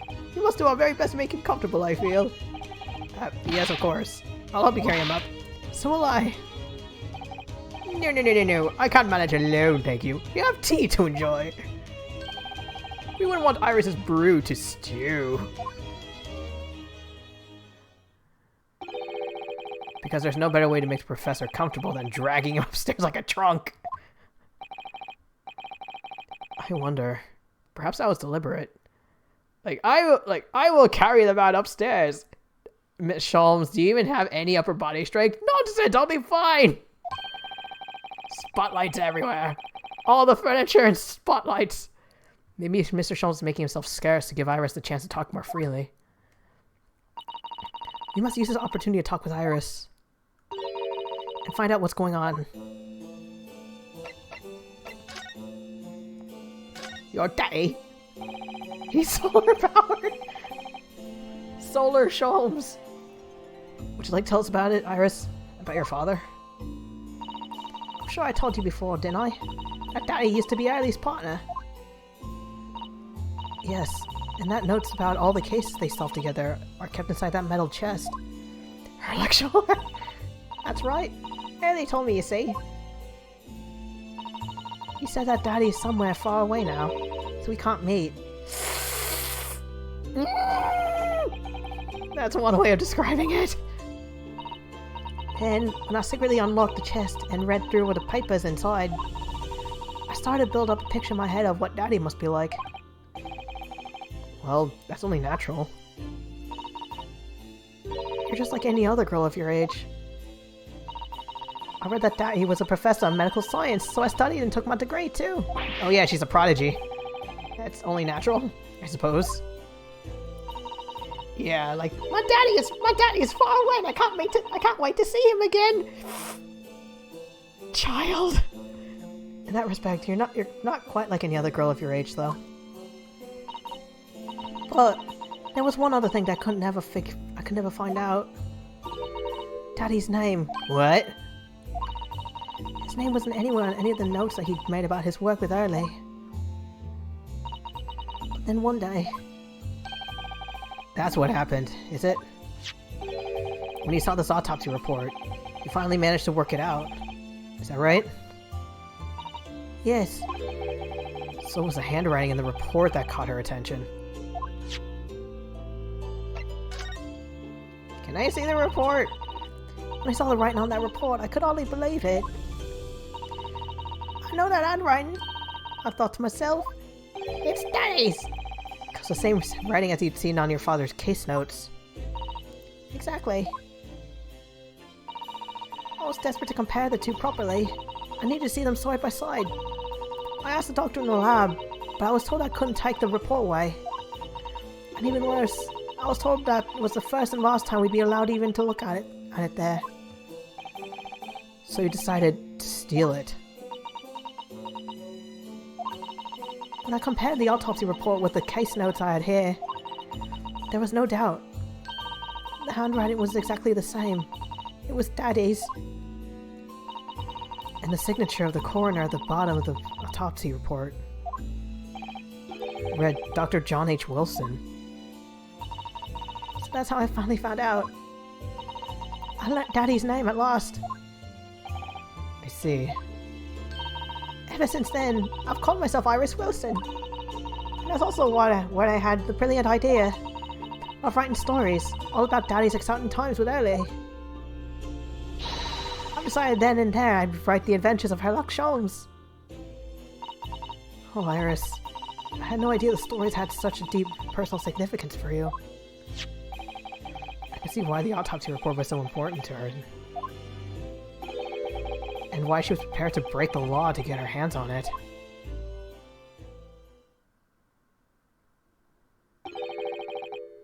I must apologize, Iris. Oh! This is really all my fault. Oh no. Is he gonna say, I lied? That Wilson dude, that Wilson bloke ain't your dad. I made a promise, you say. And until the time was right, I'd keep the details about your father a secret. Oh no. It's been very naughty. I'll take the autopsy report back to Dr. Gorey and apologize. I promise. Yes, we'll go together, I think. And let me look after it for you until we get there.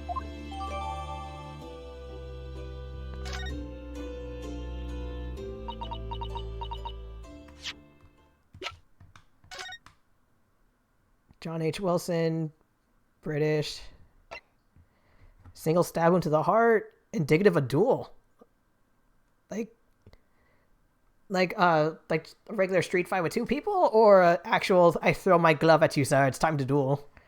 Recent scarlet ink stains visible on the little and ring fingers. No document of corresponding ink. Wait, no, there's a third one. Credit to Inspector Gregson for petitioning so doggedly for the autopsy procedure. No internal trauma. Vital evidence recovered from a victim's stomach.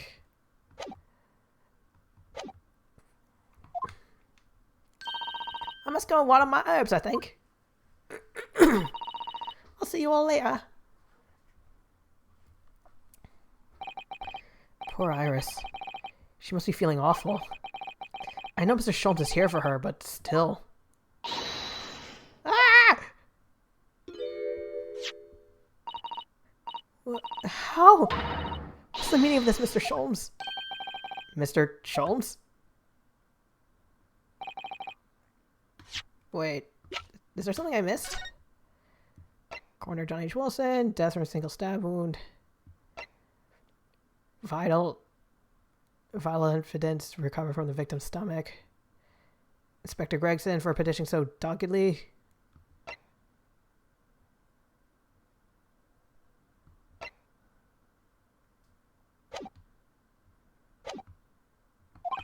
Oh dear me. So you've noticed, I see. But that would mean what's going on? You've turned as white as a sheet.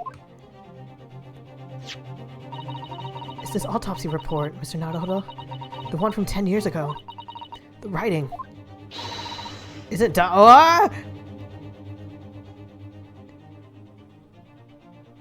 Holmes? Is it his? Is it Sholmes's? Isn't Dr. Wilson's at all. How could you possibly know that? Because I know this writing very well. Oh my god. Wait. I'm guessing it's either her father's handwriting or it's Sholmes's. I know this writing very well. This writing is my father's. Wait. Huh? Professor Mikotoba?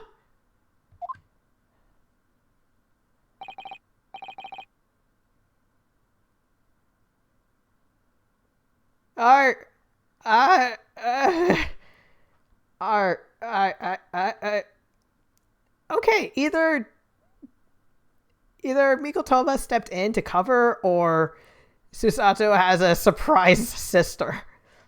Indeed, it's true. And now you know. My dear fellows. No, I don't know anything.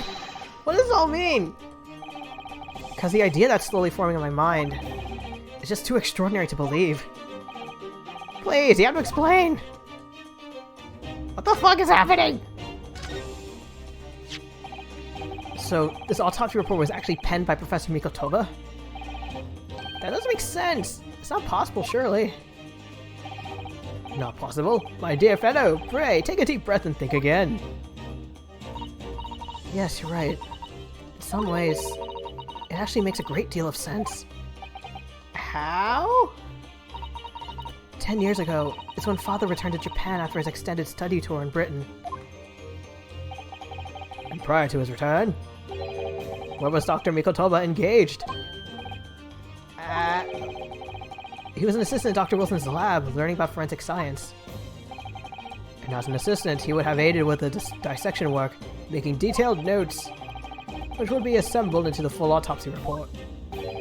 Once the work was complete, the head coroner would check the contents and put his signature on the document. Change the Maybe? In other words, the only writing of Dr. Wilson's in the report would be his signature at the end. I see. So Iris got the wrong end of the stick. She saw that and assumed the whole report was written by Dr. John H. Wilson. Which is very understandable, of course. What a complicated situation.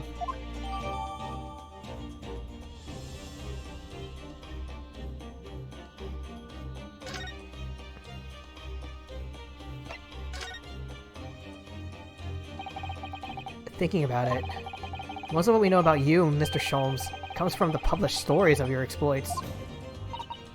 Yes, the adventures of Herlock Sholmes, written by Iris. Are you her dad? And you've just been pretending not to be this whole time? And we really have no way of knowing what's fact and what's fiction. Most troubling for you, my dear fellow, I'm sure. It is! So what about this? So about the supposed partner of yours? Does he really exist? Ah, you've come straight to the point, I see. And please come straight to the answer. I believe Iris explained it in one of her installments. He was a trusted comrade, and the only person I could truly have called a friend. And does this partner of yours truly make a record of all your cases? Are his notes really stored inside that chest? Absolutely, my dear madame. Absolutely. So, where's your partner now? Sleeping in your bed! We rarely meet. You see, he lives on the other side of the world.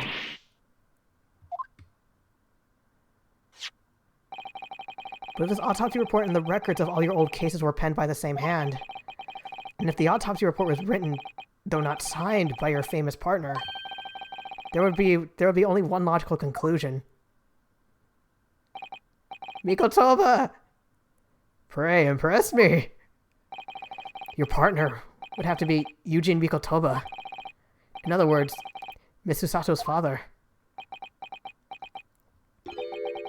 Upon my word, Mr. Naruto. Yes? You are coming along wonderfully. You have hit upon the method at last. You finally grasped the art of deduction. You mean to say? Allow me to introduce you. Hey, he's awake! To my great friend and partner, Mikotoba. Professor Mikotoba.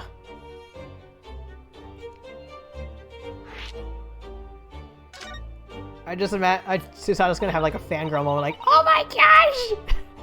Does this mean that you're the real Dr. Wilson? No, my dear, I'm still my old self. Eugene Mikotoba, your father. Oh, of course. This is obviously too much for Susato-san to take in.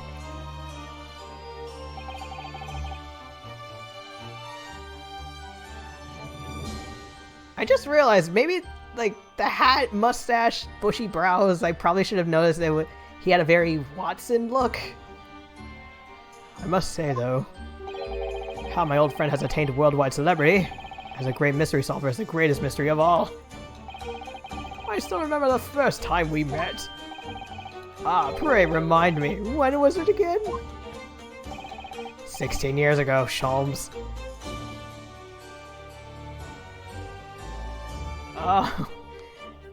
Yeah, also, part of me sort of thinking, like, wait, is this dude Iris's dad? But,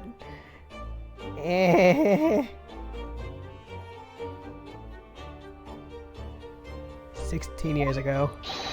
Ah yes, quite. 16 years ago. I just arrived from Japan with Seishiro and Genshin. I was in search of lodgings close to the hospital. Some comfortable rooms at a reasonable price. Hold up. 43, 34. You were a baby when you met.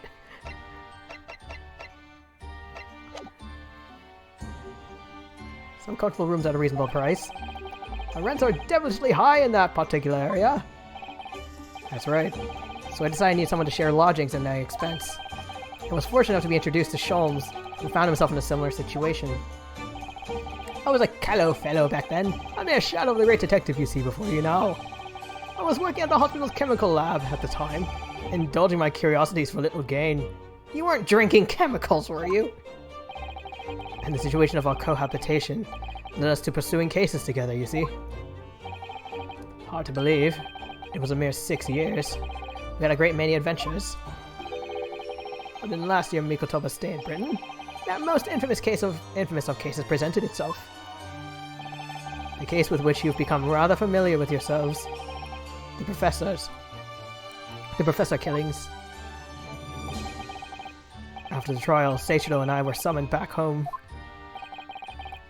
Hardly surprising, given the circumstances. So there you have it.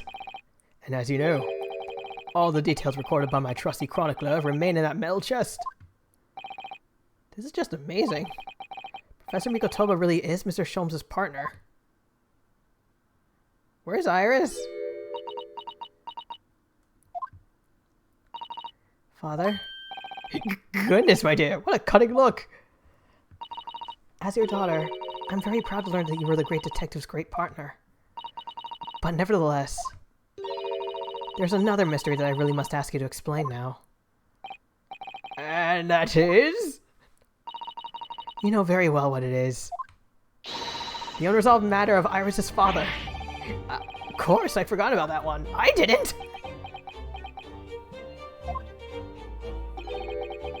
I should have seen this coming, I suppose. You banged a lady and then just left?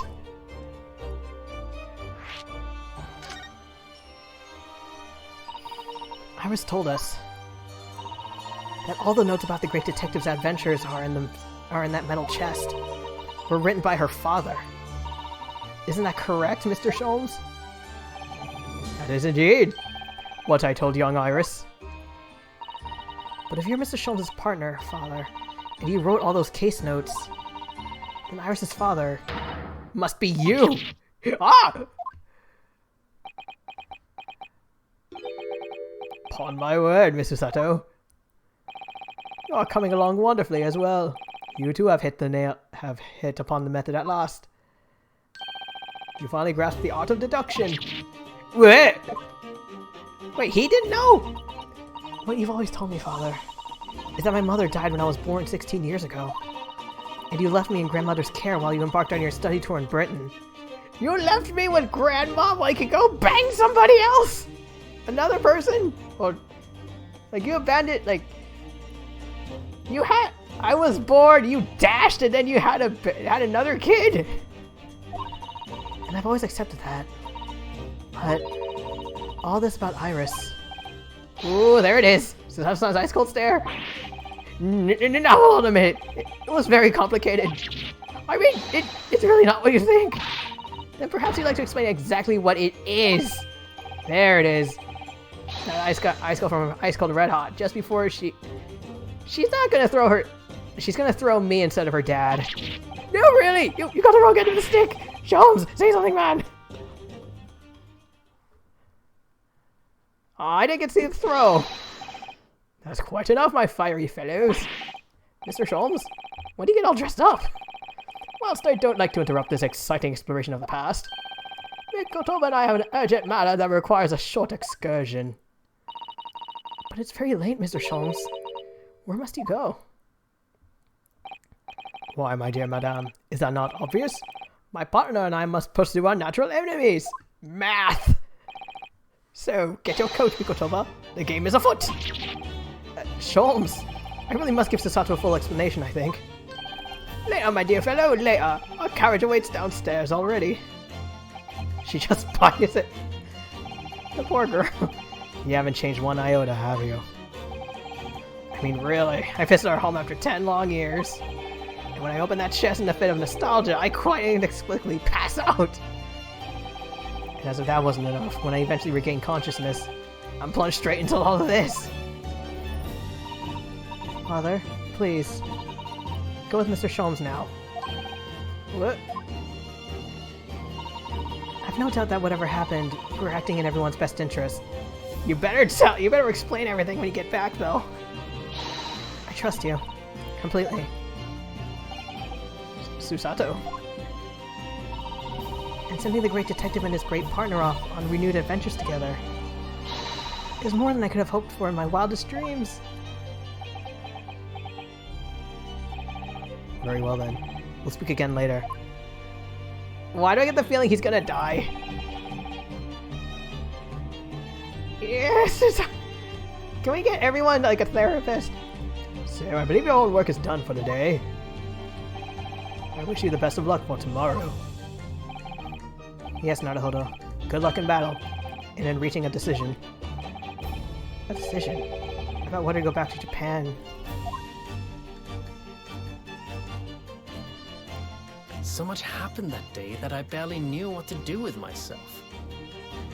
It would only be later that I'd come to realize how amidst the chaos I'd unleashed were all the clues I needed to finally unearth the truth, and that all the turmoil was necessary to give me the resolve to see everything through. Isn't this great, Susie? We're sisters! I need to talk with Father, though. Wait, that's the end?